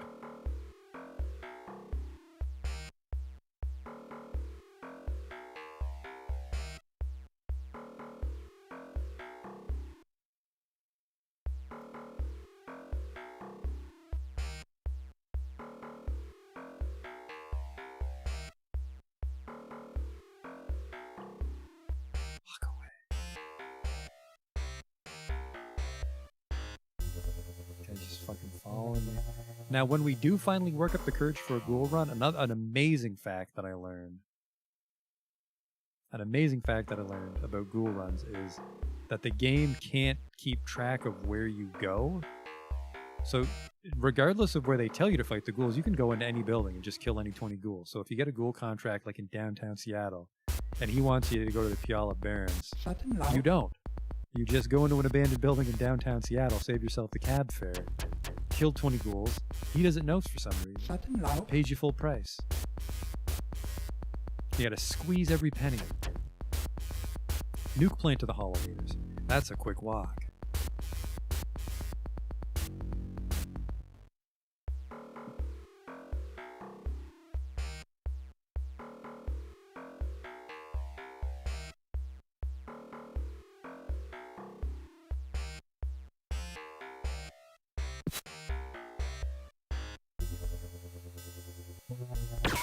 Whoops, I just shot that shack. Someone's in there. I'm trying to sleep in here. I really hope those radioactive drums are empty. But, I mean, in a world where there are literally ghouls, maybe radiation isn't a big problem for you. Maybe it's actually, well, not easy to treat because you're a poor person, but medically it's plausible to treat radiation sickness in 2050.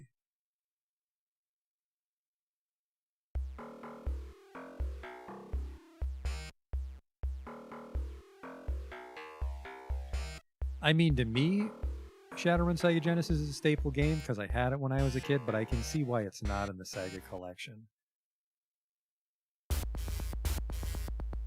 Shut him loud. Whoops. Completely zoned out and threw that contract away. Disappointing, but I guess direct happens. Let's see if I can find something more your speed. Thanks. Don't say ghouls. Motherfucker! Hoo-hoo, you got me again, Gunderson? No. Do you have any normal people? Just plain work. Plain work for plain people. That's what I'm looking for. Little Chiba, thank you. Jackal's Lantern.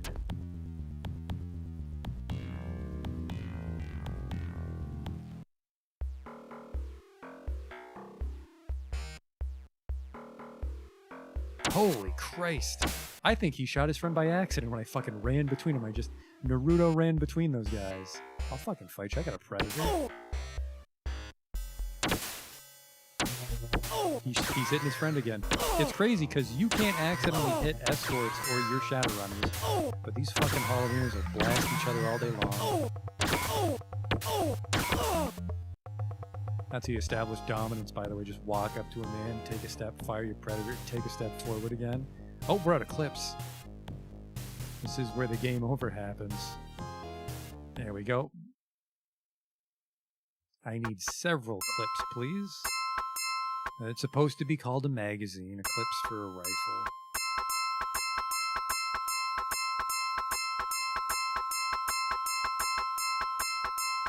Delightful noise. There we go, that'll do.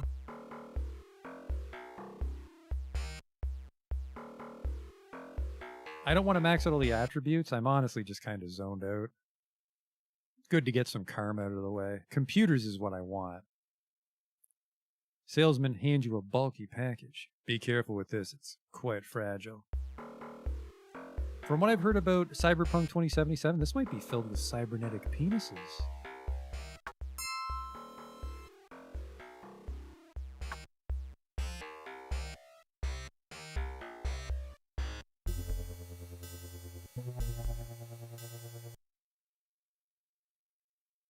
A hall leader walks up and pushes you. What the frag took you so long? I'm not used to waiting. You think he may attack, but instead he grabs the package of cybercocks and tosses you your payment. They're gonna have a fucking party tonight at the Jackal's Landing, I can tell you that much.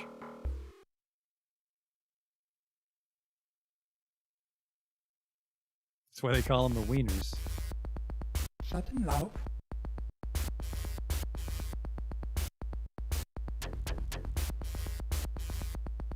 Schattenlaub.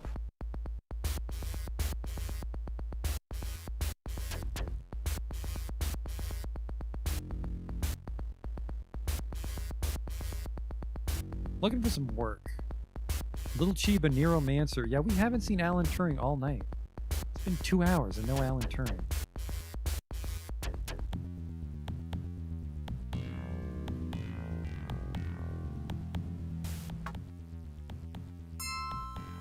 Little Chiba the Halloweens.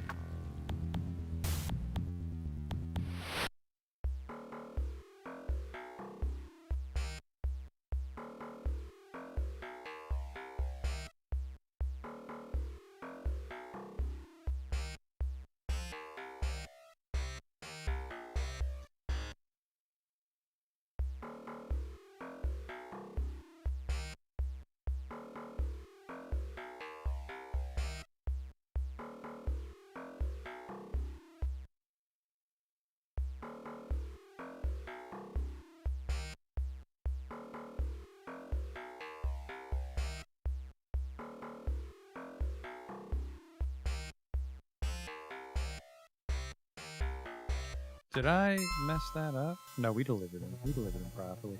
How are we doing for karma? Really zoned out. 22 karma. Which is actually not as much as you'd think. We can't even afford 2 skills in computer for that, but that'll give us 6 computer.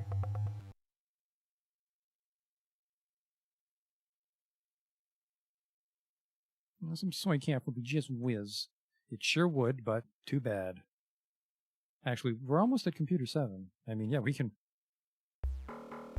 pretty much be a Nova Hot Decker by the time we get to the Redmond Barrens, which I feel is almost mandatory for how hit or miss the decking can be early on. Schattenlaub. Halloweeners John Van Anthony needs an escort to the nuke plant. That's another fucking down the street escort. Love it.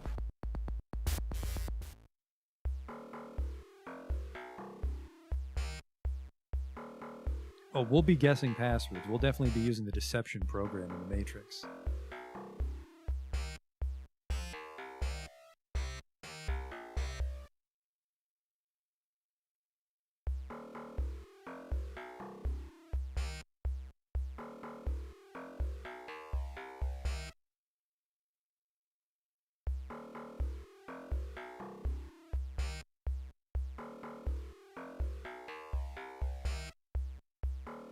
What runners am I planning on picking up for this playthrough?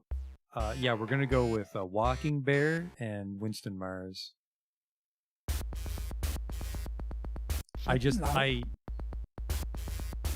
Sometimes I'll play games and I'll be like, we're doing something wacky with this playthrough, but I can just never not take Winston Mars. He's just an interesting character, and he's just so well-rounded. I hate Stark. Stark's too strong.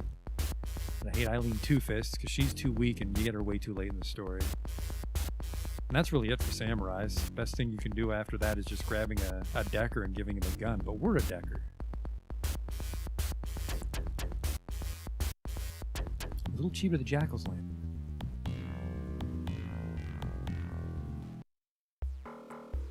Have been stomped by ghouls yet? We've been intentionally denying about 5,000 ghoul contracts from fucking Gunderson because he's determined to murder us. Little Chibi the Jackals.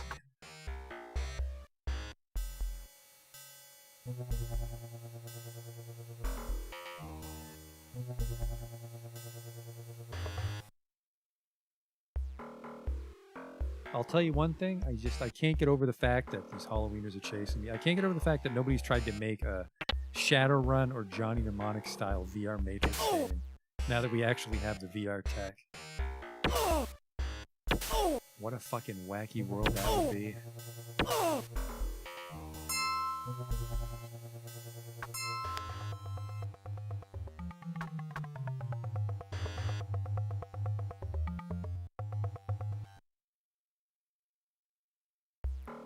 That was another little cheap at Halloweeners. That was more Cybercock.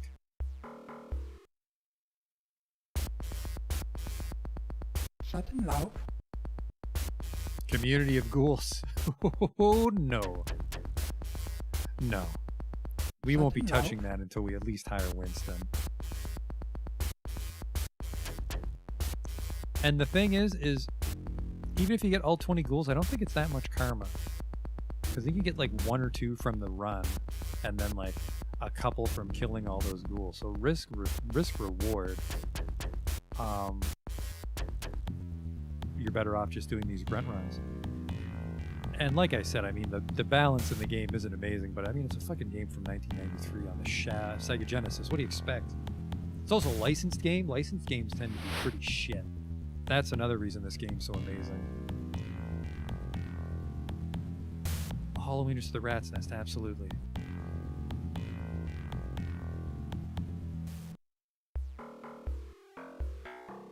Yeah, so I'm not surprised that like little quirks like this exist. It's like just never leave the Redmond Barrens and you get karma the most efficient way as far as being in danger.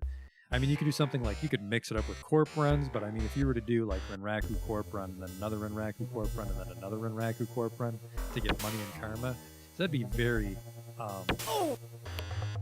time consuming. I mean, like especially if the package is up on the top floor or something. You could argue that this is boring, but I honestly find Redmond Baron runs pretty relaxing because you're not in much danger. You're in a little danger, just enough to not fall asleep. Halloweeners to the Rat's Nest.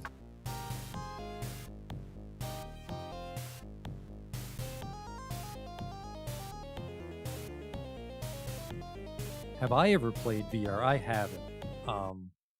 I don't have room for it in my apartment, and I'm a little concerned I might get motion sickness, which would mean I'm out hundreds of dollars for the VR. Even though the tech's come a ways in like the last 5 or so years since it's been like commercially available, I'm definitely not ready to take the plunge.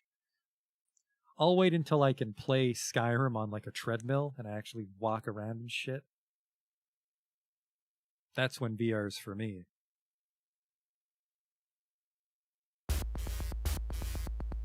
Shut him loud. Did I leave too early? Yeah, we have to go to the Rat's Nest first.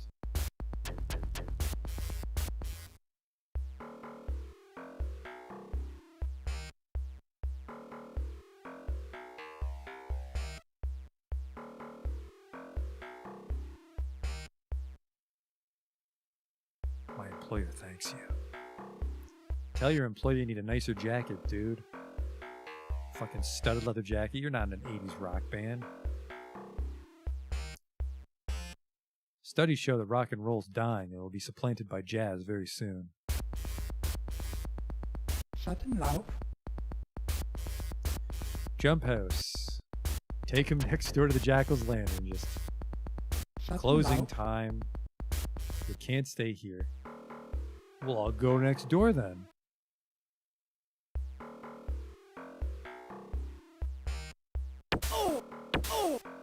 Get out of the way. I'm on a mission.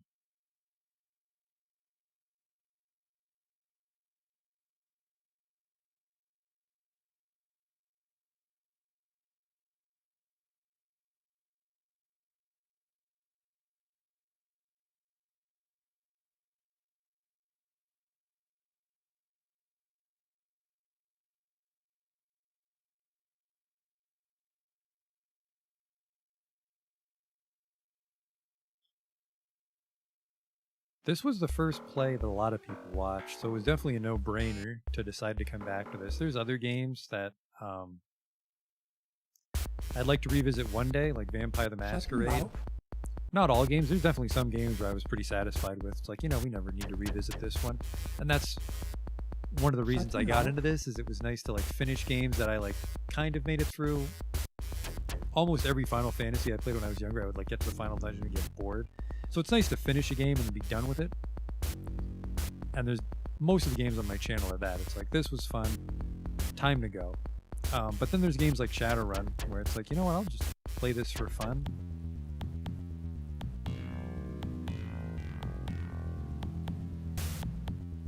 I wasn't paying attention to what he said. It might have been ghouls, so no.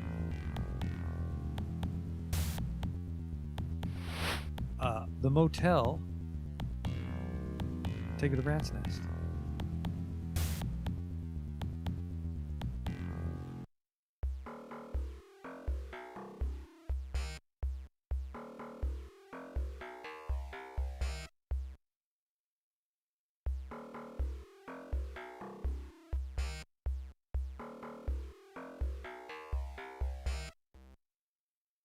But a lot of people asked to see Shadowrun again, so I'm glad I'm able to do it.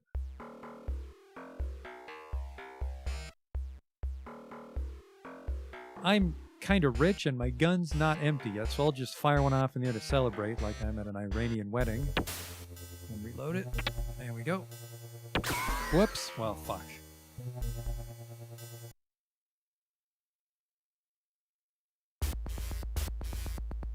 Shut him out. Time travel astronaut. Might magic. Shut him out.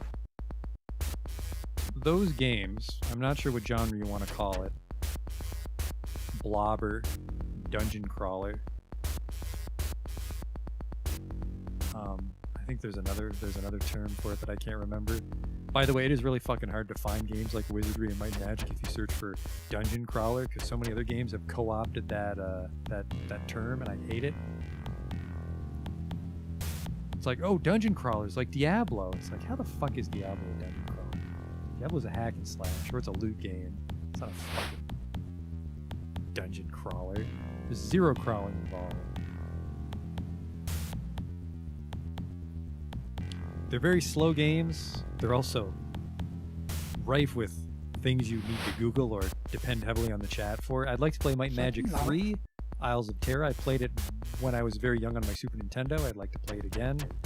And then I would like to skip several. Shut him I'd out. probably play Might and Magic 3 and then like Might and Magic 7 and then Wizardry 8, just because you keep asking for Wizardry 8 and I'm afraid one day you'll find it where I live.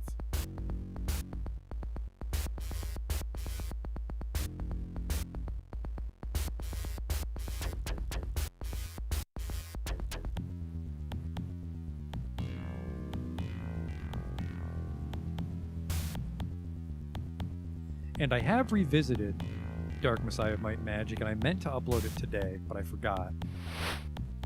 I don't think I'll have time to upload it until the weekend. But I brought it up several times. It's in the intro reel to my streams. Is I played Might and Magic Dark Messiah 3 or 4 years ago, which isn't the same as my highlight judo kick playthrough, unfortunately, so the jokes won't be the same, but I do need to get around to uploading it. Right now, though, I need to go from the prison to Little Chiba.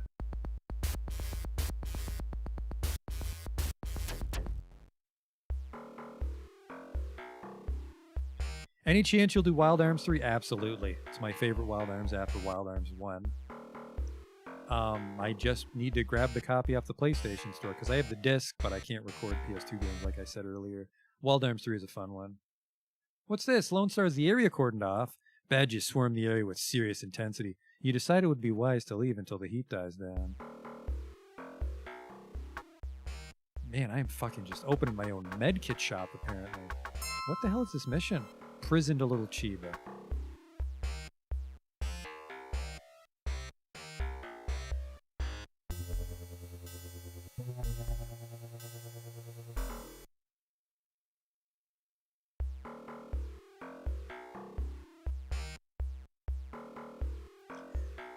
Yeah, definitely want to do Wild Arms 3. If you haven't seen it, my request list is quite long as far as like the length of games people ask for.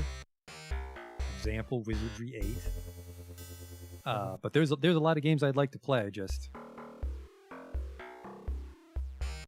I have a full-time job that is not making YouTube videos, so it takes a while to finish games.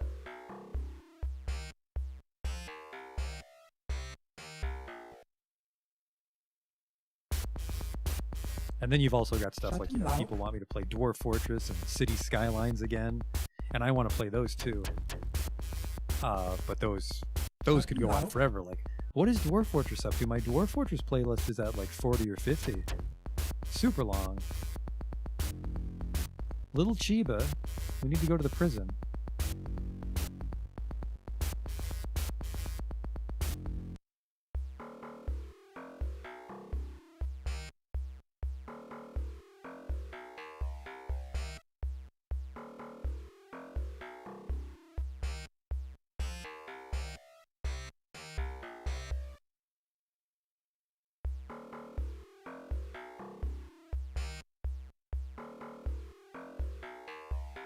Yeah, there's no armored bathrobe here, unfortunately, even though he probably... It's definitely not a bathrobe like Shaman. I don't even know how to describe this shirt. I look like a Vanilla Ice backup dancer almost. It's like, it's not quite like a beater. It's got some bagginess to it. Just like that weird, like, early 90s fashion. It's like a silkier linen loose-fitting shirt with a deep plunging neckline, but no sleeves.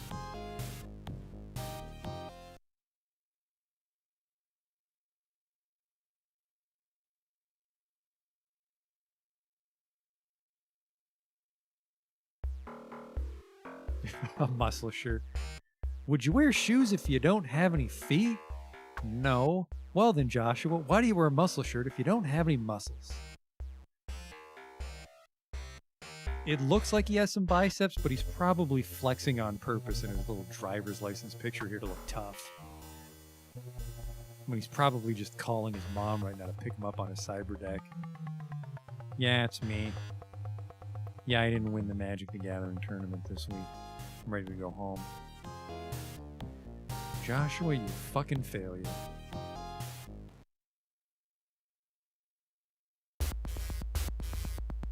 Schattenlaub. Jump host to the nuke plant.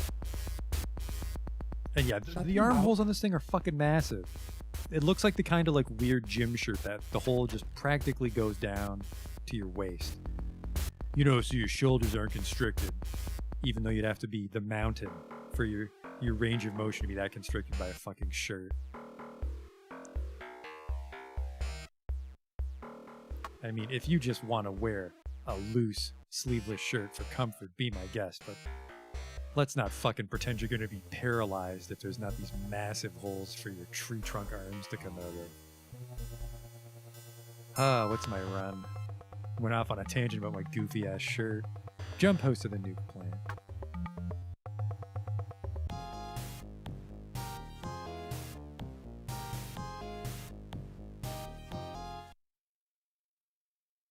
I don't want to be responsible for it no more. That's what he said about this crack.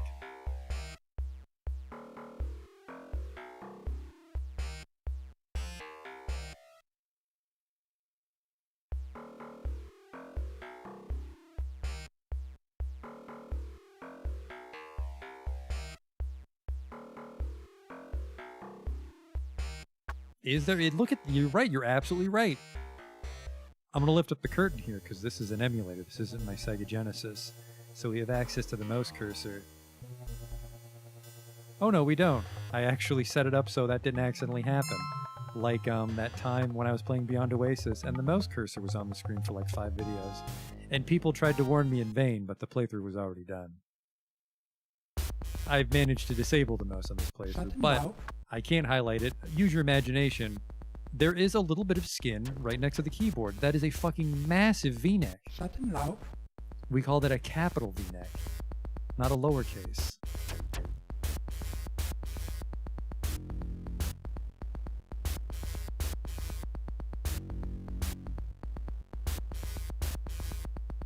The prison to the motel. Perfect timing. We should sleep and level up.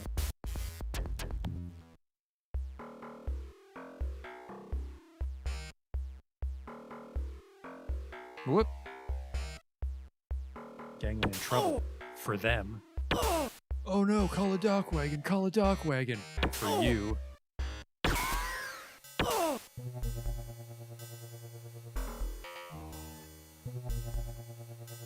The trick, of course, is that you don't call the dock wagon. It knows because you wear the bracelet.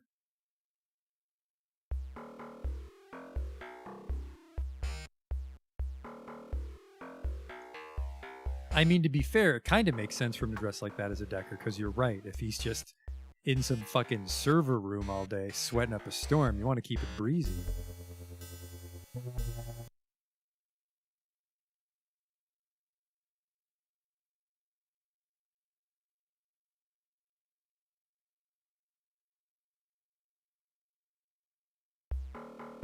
Some soy camp will be just whiz right about now. Let's go and sleep. Oh boy. More karma. Did I say just more computers, or was I going to level something else up? Let's just stick with computers. 7 computer. I think that's pretty high. I think now we can start to work on a negotiation, which will help us pay for our Decker programs, because it's time to go. Not like leave the stream, we can go a little bit longer, but I think it's time to buy our brother's stuff. Start to dabble in the world of decking. I'm here to pick up Michael's stuff. Small change. Slot this cred and I'm gone. The creds roll off your stick, and in return you're handed a crumpled plastic box. Opening it, you find a scented letter, a cyber deck, a wristband, and 2 holopics. The letter addressed to Michael reads as follows. M. I don't trust our Johnson, and neither should you. His story just doesn't wash, and you know it. I'm out on this one, and I hope you are too. I'll wait for you at the Terraslar City Inn in the Puyallup Barrens. Tabitha Shale. Tell me more. The cyber deck's a small Allegiance Alpha that hasn't seen much use. These decks are fine to dabble in cyberspace, but lack real power. It's mostly just for Googling things, maybe some light pornography, order some BTL chips about smoking cocaine. The wristband is a dockwagon homing beacon. When its wearer's condition becomes critical, a dockwagon trauma team is dispatched to retrieve him. The wearer is then resuscitated and dropped off at Seattle General Hospital. Tell me more. The fee's around 10% of the wearer's cred stick balance, guaranteed not to exceed 5,000 Nuyen. You slip it on your wrist and lock the clasp. See, if he fucking wore this to Salashid, he wouldn't have died. It's a holopix of Dr. Ivana Haversheen, MD, Seattle General Hospital, Haversheen Clinic. She's kind of a big deal if it's named after her. Maybe not, though. My eye doctor has his office in the hospital. So it sounds like he's very important, but he's just a eye doctor. Tell me more. Mr. Caleb Brightmore, Esquire. Problem solved. Worries eliminated. Tell me more. Finally, you uncover a cred stick hidden under the holopix. It has a balance of 500 Nuyen. The irony of this discovery wears off after a moment.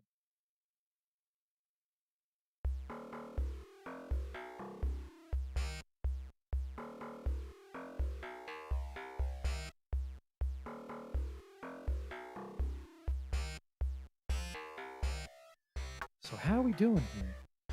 I mean, we have a lifetime supply of medkits. That'll give us some more walking around money.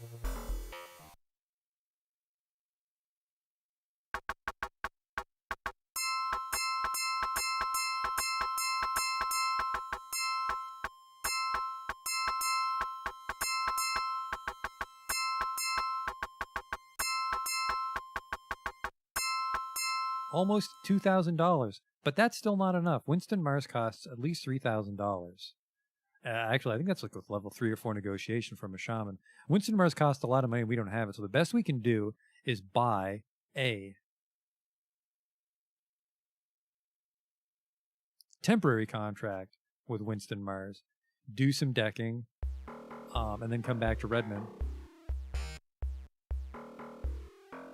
and grind karma with him. And I think that's what we'll do. Because as long as he doesn't die, his rate won't go up. Fellas, please. Are you in the Halloweeners now? Get out of the fucking way. She runs at me. Oh, he's so handsome. Look at that V-neck. I want to dive into it and see where it goes. Alright, we're going to go hire Winston Mars because I need a bodyguard while I deck. Mostly, in case of black ice fries my fucking brain and needs to administer first aid to me. Call the taxi. Of course, we've played this game before. We know that Winston lives in the Penumbra district. Need a ride, chum? You say you want to get to the Penumbra district. No perspiration, chum. It'll cost you $20 million to get there. How about it? Sure thing, cabbie. And you know, he makes a big deal about it when you go to the other places.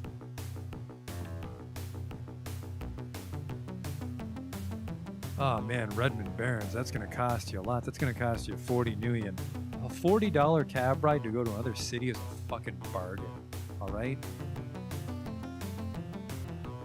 A company man storms up to you. Hey, you can't get away with this. Don't think I don't recognize you. Let's talk it out. I have no charisma. The man remains irate, and soon a Lone Star Patrol approaches to take care of the matter.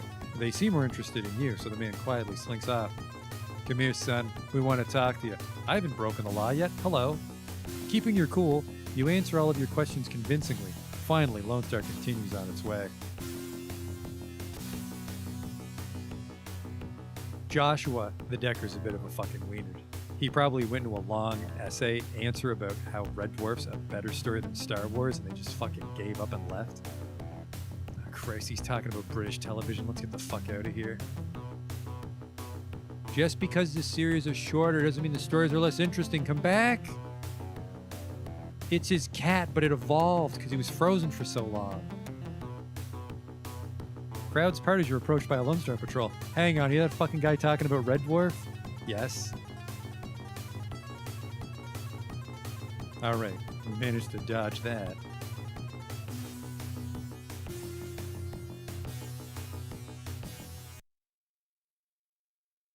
This restaurant's called the Big Rhino. It specializes in orc gourmet dishes and is actually quite popular with those who can stomach dishes like live worms and sprouts. I always read that wrong. Live worms and sprouts. Because it's not like the sprouts are also alive. It's just some bean sprouts served with worms. Another reason I like Winston Mars is one, there's a Johnson here I forgot about. Apparently I lean over the chair like a stalker. Hey there, you got some word for me? Not only is Winston Mars here, not only is there a Mr. Johnson, is this bar is free to get into regardless of your reputation. This is a wonderful bar. You move into the booth. Bodyguards search for hidden weapons on your body. When they're satisfied, a voice speaks from the shadows. Tell me more. Well, what have we here? A Shadowrunner looking for work? I'm Mortimer Reed, and if you serve me well, we both can make a lot of million. I'm looking for information, Morty. I hate to give anything away, so I'm loath to discuss any information with you for free, but as it is the custom to do so, I'll part with it begrudgingly. Tell me more. However, I do know a valuable contact whom I believe you could benefit from. I could impart you with the name for 1,500 million, and we could afford this. But I forget who it is. Contract? I can get you in touch with a corporate acquaintance of mine. He's been around and knows things that would be useful if you were going to run on a corporation. Would you like to purchase a new pal? The contact system in this game was really cool. But it's kind of underdeveloped. It's like a bunch of them are good. Some of them are just priced wrong. Some of them are just shittier versions of other ones. Like I think Gunderson gives you a very bad version of another arms dealer that's way better. Anyways, I'm not looking for work because I don't want to get stuck in a contract with you.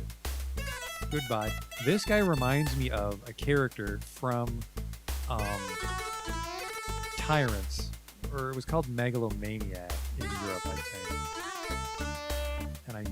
And I don't know why I get that vibe from this art. I guess it's because I played Tyrants on my Sega. That's another game that kind of handles like a PC game. Anyways, goodbye.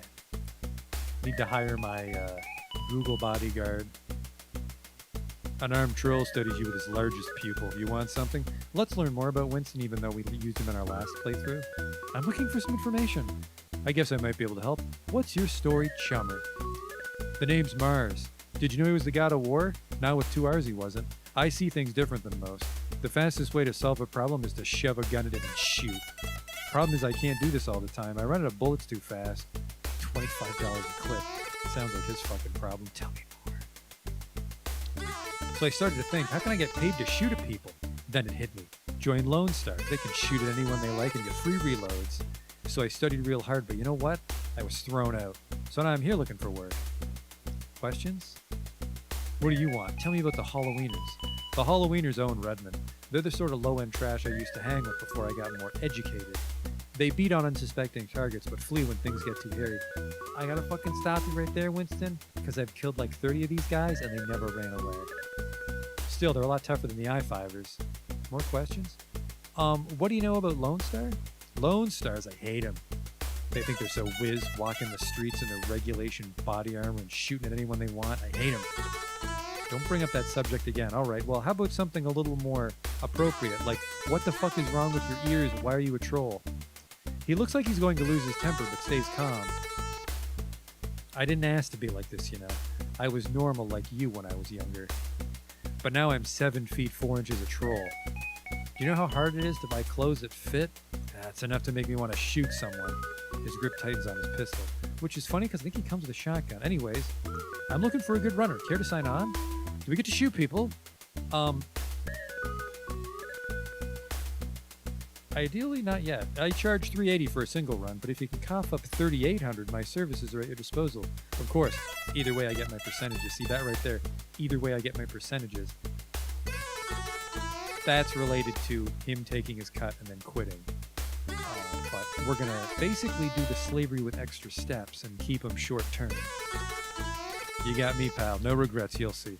Now he won't leave until we collect payment from a Johnson, which these mid-range Johnsons in downtown will do that, but Gunderson won't.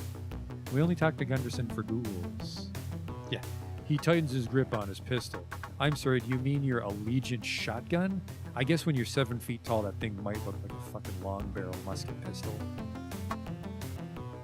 Anyways, I'm sure you're all familiar with where we're going. It's that computer right next to the man that you sell data to.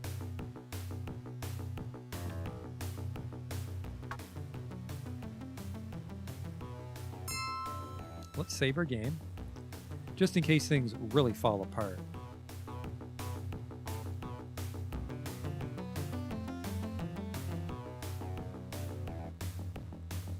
All right. Passcode. I'm jacked in. I'm jacked in. Let's get jacked in. Accepted. I'm jacked in. What a fucking weird IP address, but I mean, it was the 80s. All right. Programs we want for the Matrix. Attack becomes necessary when masking failed. I mean, I kind of want to take Analyze, but we don't have room on our cyber deck right now. We need to make some starter money. Deception to slip our way in. We could get some sleaze later, you know, pour the mustard on. But for now, we got to get by with just this. Oh no. An unknown computer network. The password is... Passcode rejected. The password is... Passcode rejected. Oh, fuck. Earth Dawn's a shit game. Fight. I think I'll have a good hit rate, but low damage. Because our attack is only level 3.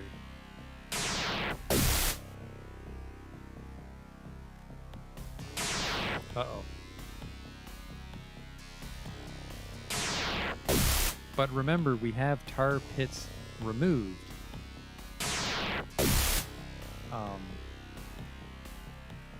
So we're not in too much trouble.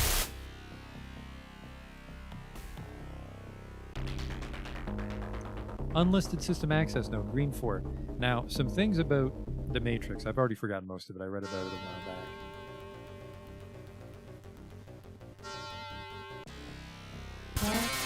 Holy shit, the password is not Shadowrun. You're right. The color denotes the difficulty of a node, but the color also denotes the value of a data file. And the other thing that denotes the value of a data file is its size. So what you want is red nodes of a particular size. I think like 16 MPs.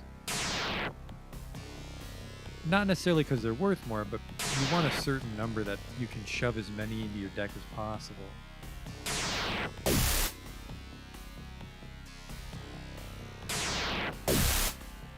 But it goes green, orange, red. Reds are the most dangerous nodes, but their data is the most valuable. The name of the data is actually irrelevant. It's just the raw size I read. Well, the size, they might always be a certain size, but it's not like, oh, like, bank data is always, they give me one. It's like you want like 20 MP bank file. But I'm not sure. I'm not sure if bank files are always the best size. Size and color for sure, what we want.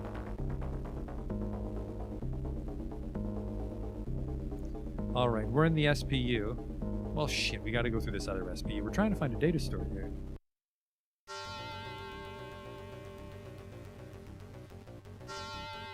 Alright, the password is puppy3. Password rejected. Puppy4. Password Whoa! That was just tar paper. This one's fucking fighting back, though. Actually, we do not have a lot of health on this deck. We might get disconnected here. Christ. Didn't even get near the data store.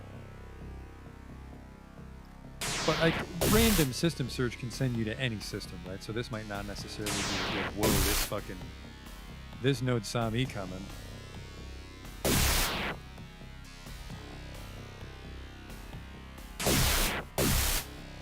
Actually, this is a problem, because if I remember, this breaks the deck. We have to go get it fixed.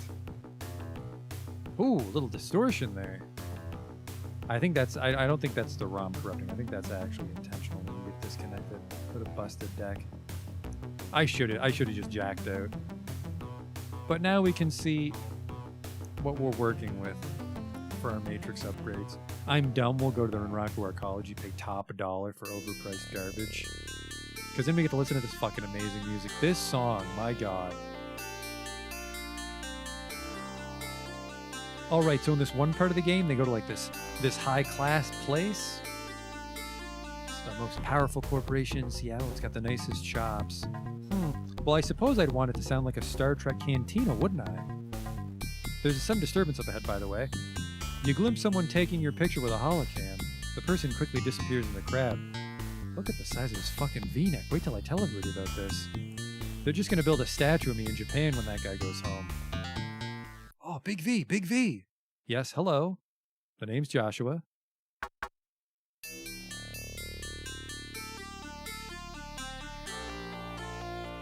That was the magic shop, not my problem.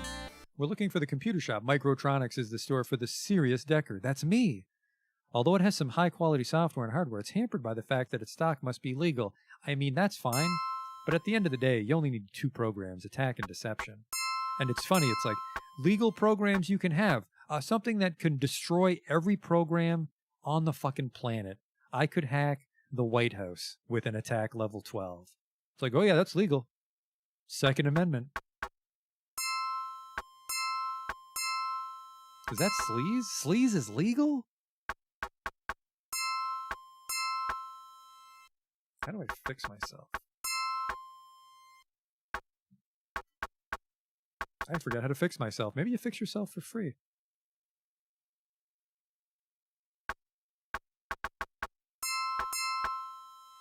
Extra memory, extra storage, load I/O speed, deck response. That's too expensive. This is tempting. This is where utilities and data files are stored. These take up storage space equal to their size. No.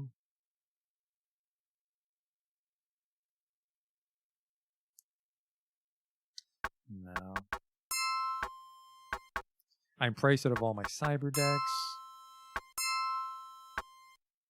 This is tempting. Shield actually reduces. You'd want, I think there's an illegal one that deflects it. Mirrors confound dice in their deckers, decreasing their attacks accuracy.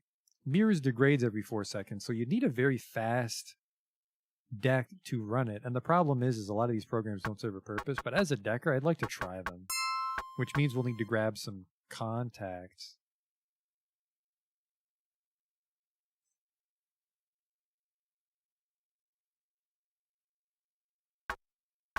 I guess we don't need to fix the deck. I thought we needed to fix the deck when we got kicked out.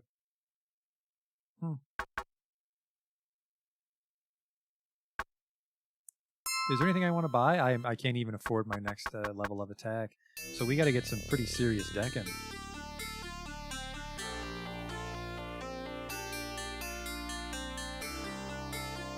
And we're nearing the time to stop. It's getting late. But I would like to get some decking in before we go, because really, I mean, tonight was all Redmond runs. Tomorrow is probably going to be a lot of decking, and then more Redmond runs. Because really, there's not that much to the game, honestly. It's a great loop of, like, doing the runs and then, like, getting the karma and the money and feeling great. Rejected. Okay, your MPCP chips are fried. Get them fixed. Okay, I do have to fix it.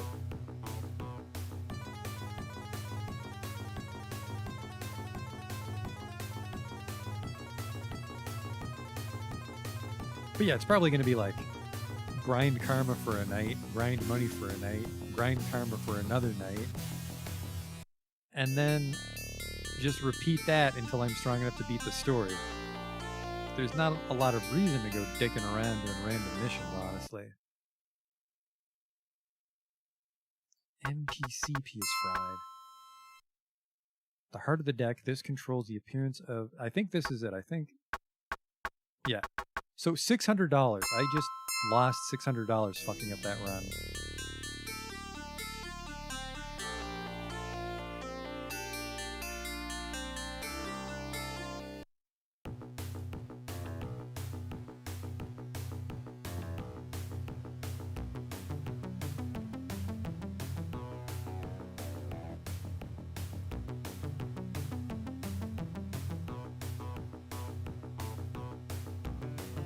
So remember, I guess, we want to jack out the next time. Passcode. Because I think as long as we don't fry the chip, we don't have to pay to fix it. But if we have to pay to fix the chip, we might be actually in trouble. This is actually where my last run fell apart when I was trying to make instant melee characters. Accepted. Got the shit kicked out of me in the Matrix and I didn't know what to do next. Alright, load that. Because there's no more tar pits, just tar paper. Alright, let's try Puppy with no numbers. Passcode rejected.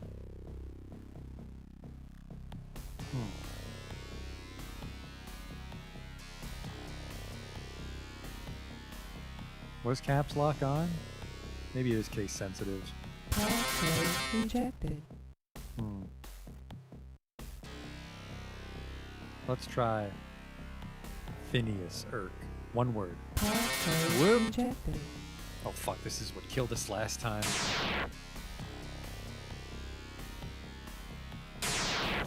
Oh no you don't. Fuck this. Yeah, I have 7 in computer. I think attack is just... Attack? The attack Passcode. program. The attack program should just be the damage. I don't think it's the success chance. So we're like over halfway to max in this skill, and we're having a hell of a time. Although maybe... Oh, hello? No security.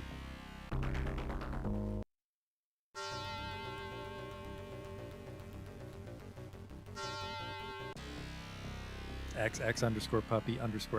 Passcode accepted. Who the fuck makes that their password? Puppylovers.com official website. Well, there you go. Christ. I mean, once we get the CPU, we're in, but we got to get through a CPU. And you know what? There is no security on the entrance, but I think it's very unlikely that you can ever hack the CPU with deception. Passcode rejected. What's that, a trace and burn? We'll get completely kicked out and injured if that thing finishes. And I don't know if it blocks the jack out.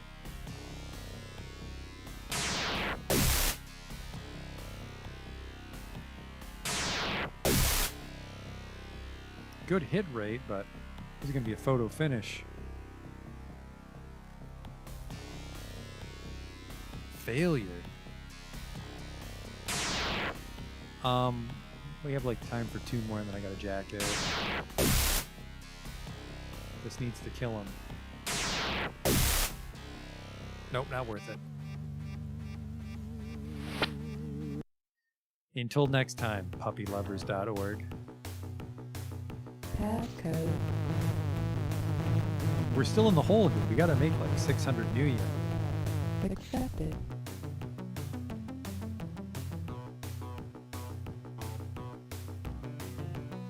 This is weird. Success unknown, defense unknown. Isn't that weird? Or maybe it'll show me when I'm up against it. It has to be relative to the node I'm attacking. Is the password Legolas 420? Passcode accepted. Some sort of video game website.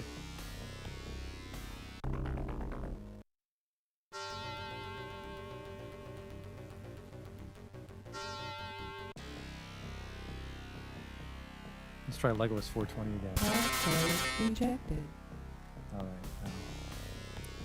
No scope underscore 360. Passcode rejected. It's a perfectly legitimate tactic. Password rejected.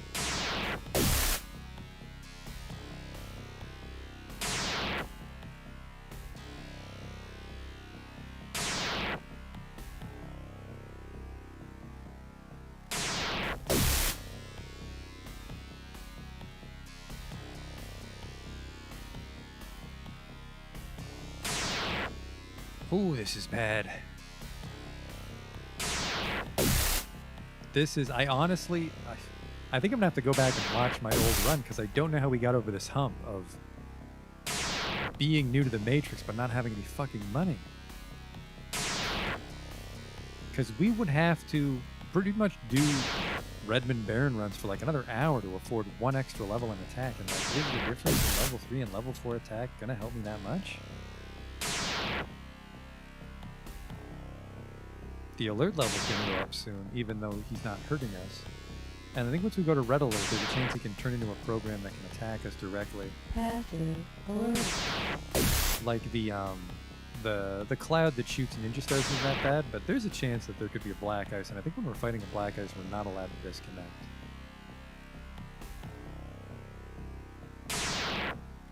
No sneak program. I don't have one installed, no. I think that's Sleaze. And the problem is Deception stands just as good of a chance, and that actually conquers the node for us. Probably the only time you'd want to sleaze is the CPU, if you're not comfortable fighting the CPU on that system. This is fucking pathetic. We're going to get an active alert here. Program's going to get promoted.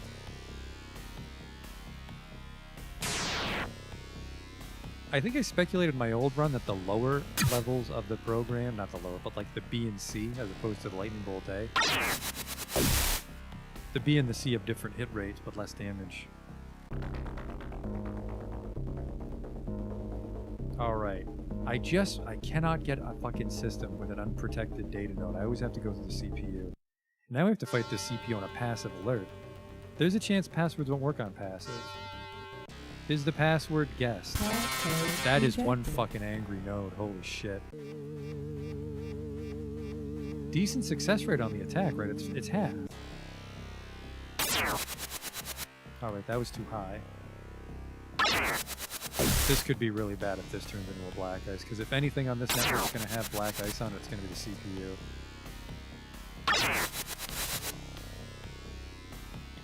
And this is the computer version of Mana Zoop. Holy shit. Active alert. We're active now. Actually, I wonder if I can change my posture before I go into the Matrix, Justin.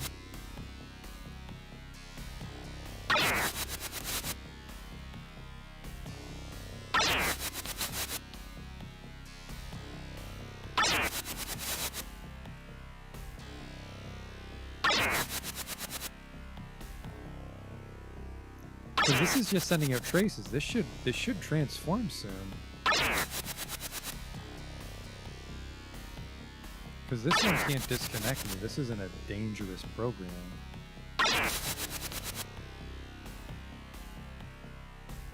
try the thorn.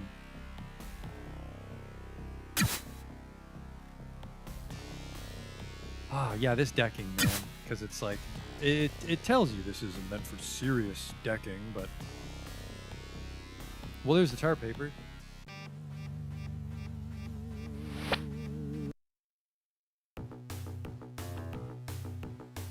Don't stand so close to me, Winston. That's weird. Passcode.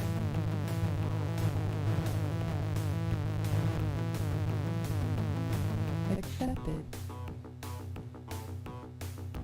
You could argue that maybe an entry-level decking contract with a Johnson would be an easier system, but I'm not sure.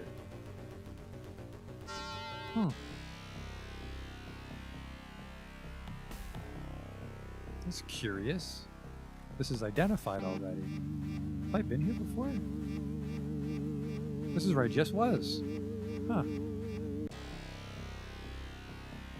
The implication is I was able to get through here. What is this? Legolas 420? Passcode accepted.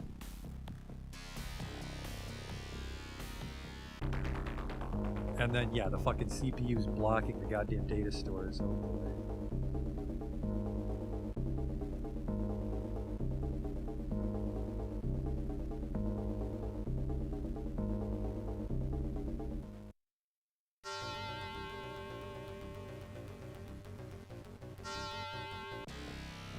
And then, I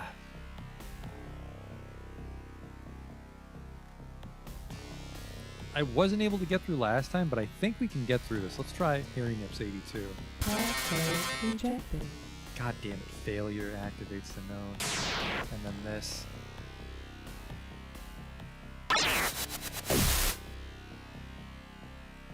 But we've been here before, so we can see the node's health.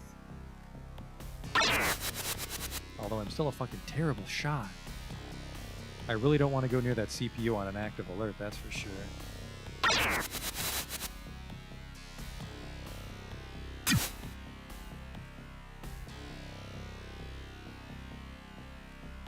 What is going on here? That's a lot of failure.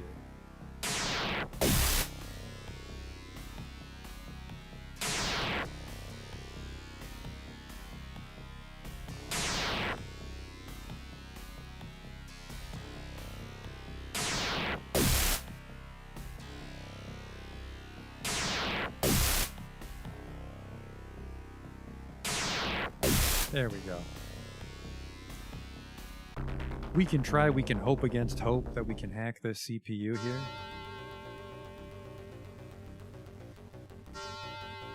Is the password admin? Passcode It's not. rejected. That's like, what is this? This is like a level 5 or 6 program. And we're trying to hit it with attack 3s. Passive alert.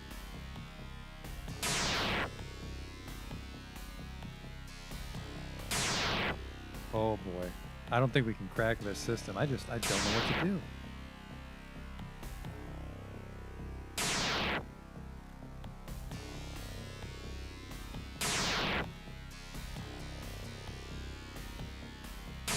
It looks like we might just need to do a huge batch of Redmond missions.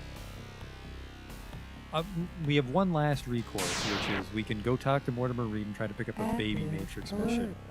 Whoop! See it. Thank God I turned off tar pits. Alright. You're the boss, Winston. We'll see if Mortimer Reed has a baby's first Matrix run for us. I hope so, because the other mid-range Johnson is we have to pay to get inside his bar, and I don't want to do that. Is this the hotel or the bar? This is the bar.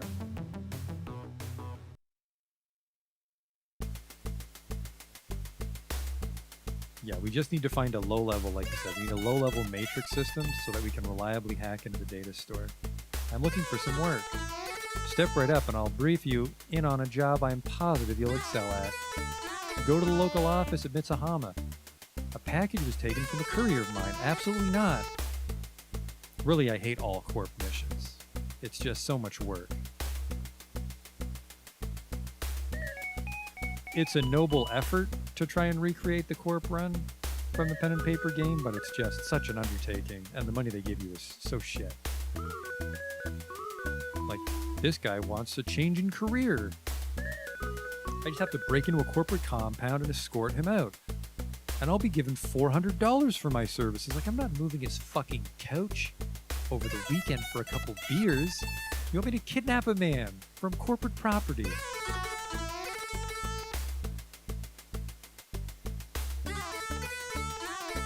Mitsuhama again. They've been stirring up a lot of shit with Mortimer Reed, apparently. Neat.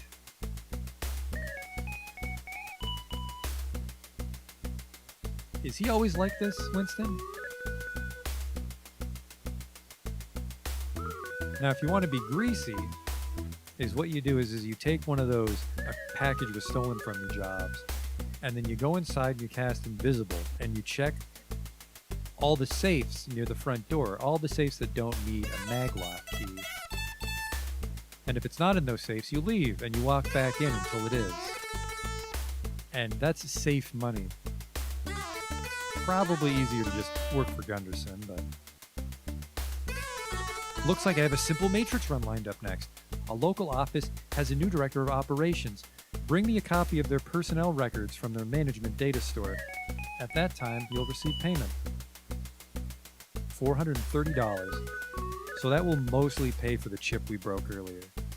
Unfortunately, as soon as we turn this mission in because we're being paid by the Johnson, Winston will want his cut, which makes him leave. Mr. Johnson logs the run on his pocket secretary and downloads the information to you. I have loaded a recognition program and passcode into your deck. Thanks, my friend, and good luck.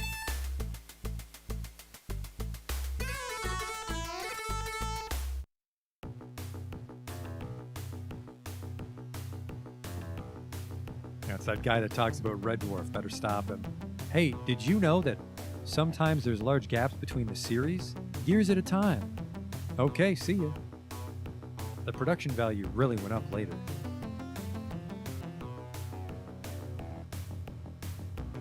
There's a disturbance up ahead. Impressive figures pass through the parting crowd. Your first impression is that they're veteran Shadowrunners. Then you see they're wearing gang colors? Tell me more. They continue on down the street, in an air of confidence, not bothering to harass those they pass. Gang's going pro? You doubt it. Shrugging, you can continue on your way.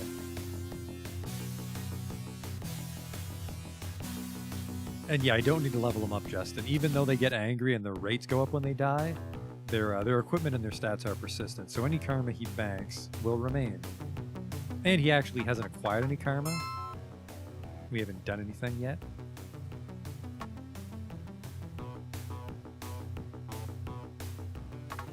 Alright, we'll save it again just to pretend that we're not abusing save states, which we're not. I mean, I'd rather not. I don't think it... You don't really need to fuck with save states in Shadowruns. It's a pretty simple game. Passcode. Enter passcode, run accepted. passcode. Alright. This better be fucking simple, Morty. Unlisted. Oh, maybe it's doglovers.com. Or actually, I think maybe the implication is that the password Mortimer gives us is how we crack that first node. Well, here's the CPU. If we can beat this, we beat the run. Oops, I forgot to load a tag. Huh. I think that was a bug, because the last time we fought a CPU, it broke our program as we jacked out. So I think it was just finishing that animation. Anyways, is the password Harry Nips 83? Passcode rejected. Black ice, Mortimer Reed.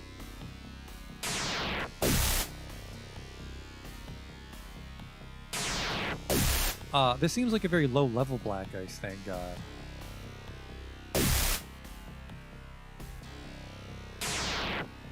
Or it was just lowering my defenses by letting me hit it a couple times. Like, the animation of the node infers its level, and this has got to be like a level 2 black ice. Look at how fucking slow it's going. Dodging this shit like an anime protagonist.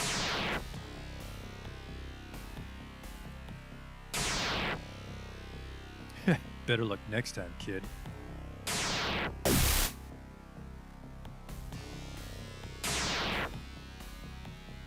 Ooh, nice moves, but I'm better.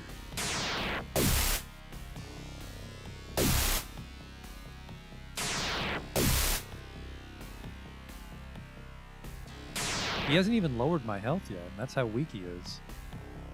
And I put no points in body yet.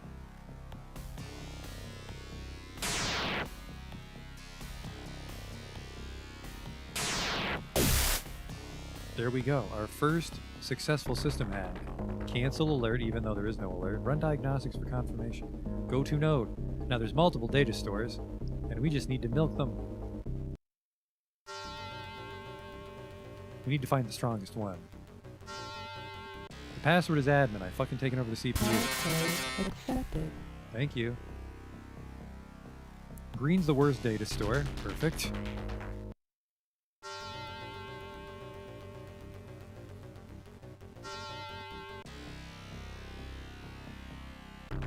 The good thing is if we fuck up one of these nodes and the alert goes up, we just double back to the CPU which we own, shut the alert off. So we have the run of this place. We don't have a lot of room on our deck is the problem for any memory we steal. Admin. Passcode Fuck you. rejected. Oh man, this is a simple run for simple deckers. Look at these fucking trash nodes they're defending it with. I think I'm just hacking like someone's grandpa. I don't think this is an actual business.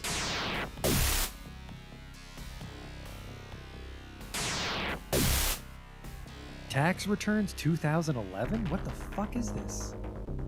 They're all greens. Makes sense, it's a simple network.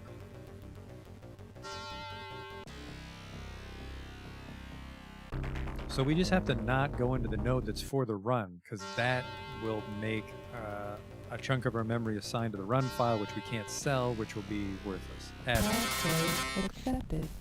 Goddamn right. If anything, I think we want to spend money on deception. Oop, here we go, financial data. Orange is better than green, so transfer some data. Browsing the data store, you find nothing of interest. We own the CPU. Ooh, corporate account. That's going to be big fucking money. That might have been our whole hard drive right there. Capital expenditure, no available storage. All right, well, let's just do this. You find a file that appears important and obliterate it from memory. Score 1 for the downtrodden hacker. That was an alert. I don't care because we're done. That alert will reset anyways. Now I don't think we're not guaranteed to earn money off this, but that was a large file. I've got some data I'd like to sell. He gestures to the terminal on his desk. Well, hook your deck on up to my old hog here and we'll get down to biz. Oh, this file here, corporate account, I might be able to find a use for the info. How's about I offer you 400 million? Okay. Looks like we reached the big end of file marker. Y'all know to come back to me when you get more data. We need to invest in the future, Winston. Not in you, in me. We need more hard drive space.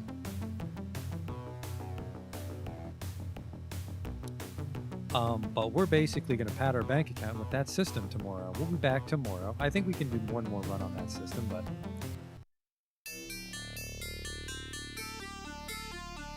Thanks for coming out to watch Shadowrun. Apparently everyone's been waiting 10 years for this. A lot of people came out. But this is the new stream game. So we'll be back at it tomorrow. What does deception cost me? Is deception not a legal program? We might have to buy it in the Barrens. Extra memory, that's RAM. This is what we want.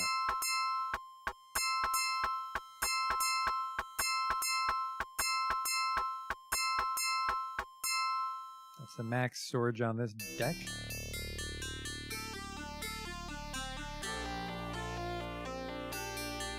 Let's do one last run. Well, one last decking adventure on this Shadowrun specific matrix system. Like to clear a couple $1,000.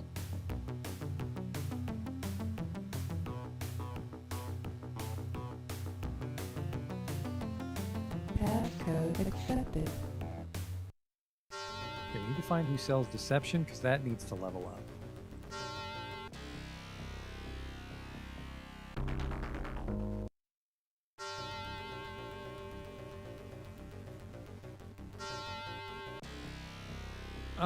I mean, it's only a level 2 program. Is the password Grandpa?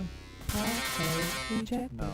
Actually, I might be forgetting something. I think there's certain nodes you're never allowed to use deception on. There's some subtleties to this that are never explained. Maybe in the manual. I should try to find the actual manual for this. And I was right. It's a barrier level 2. And then the black ice is level 1. That's a weak system. I mean, you got tricked. If you're running black ice on your system, but it's a level 1, if it's black ice version 1.0, you got fucking tricked by that salesman. That's not stopping anything.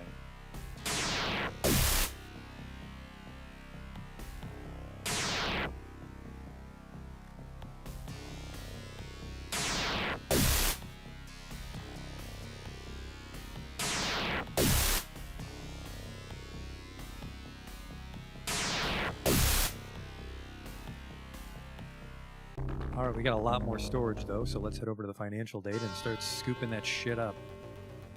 I think for efficiency, I will double check the math on these data files.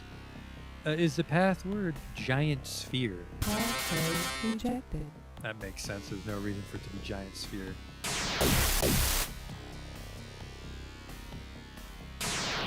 I like the system though. All these level 2 nodes make me feel like a big boy when I can hit it. Except right now. Or right now. Just don't fry the chips. We still haven't made back all our money on those chip repairs earlier.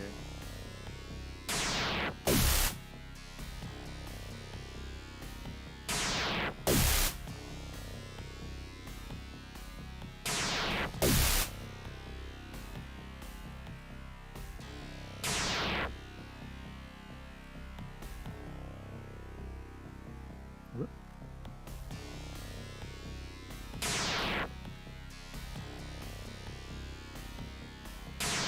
Whoop. Huh, this guy's taking a while to die. Luckily he doesn't send out alerts. So he's just trapped in the no alert state. I think he level up once per alert level, so if we were active alert, he'd actually be level 4, making full of shit. Like I said, there's a lot to the Matrix. Matrix is practically its own game. There's basically 2 games in Shadowrun. There's walking around the overworld, which is, you know, corporations, hellhounds in the wilderness, and then there's Matrix. Browsing the data store, you find bank account numbers. Goddamn right. Nothing of interest. Nothing of interest. We're fine. Local accounts 60. I mean, that's a large file. It might be something like specific increments are valuable. Like, you know, maybe a 60 MP file is always worth nothing. I read it just a couple weeks ago. I'll have to find that Matrix documentation. Alert. Cancelled.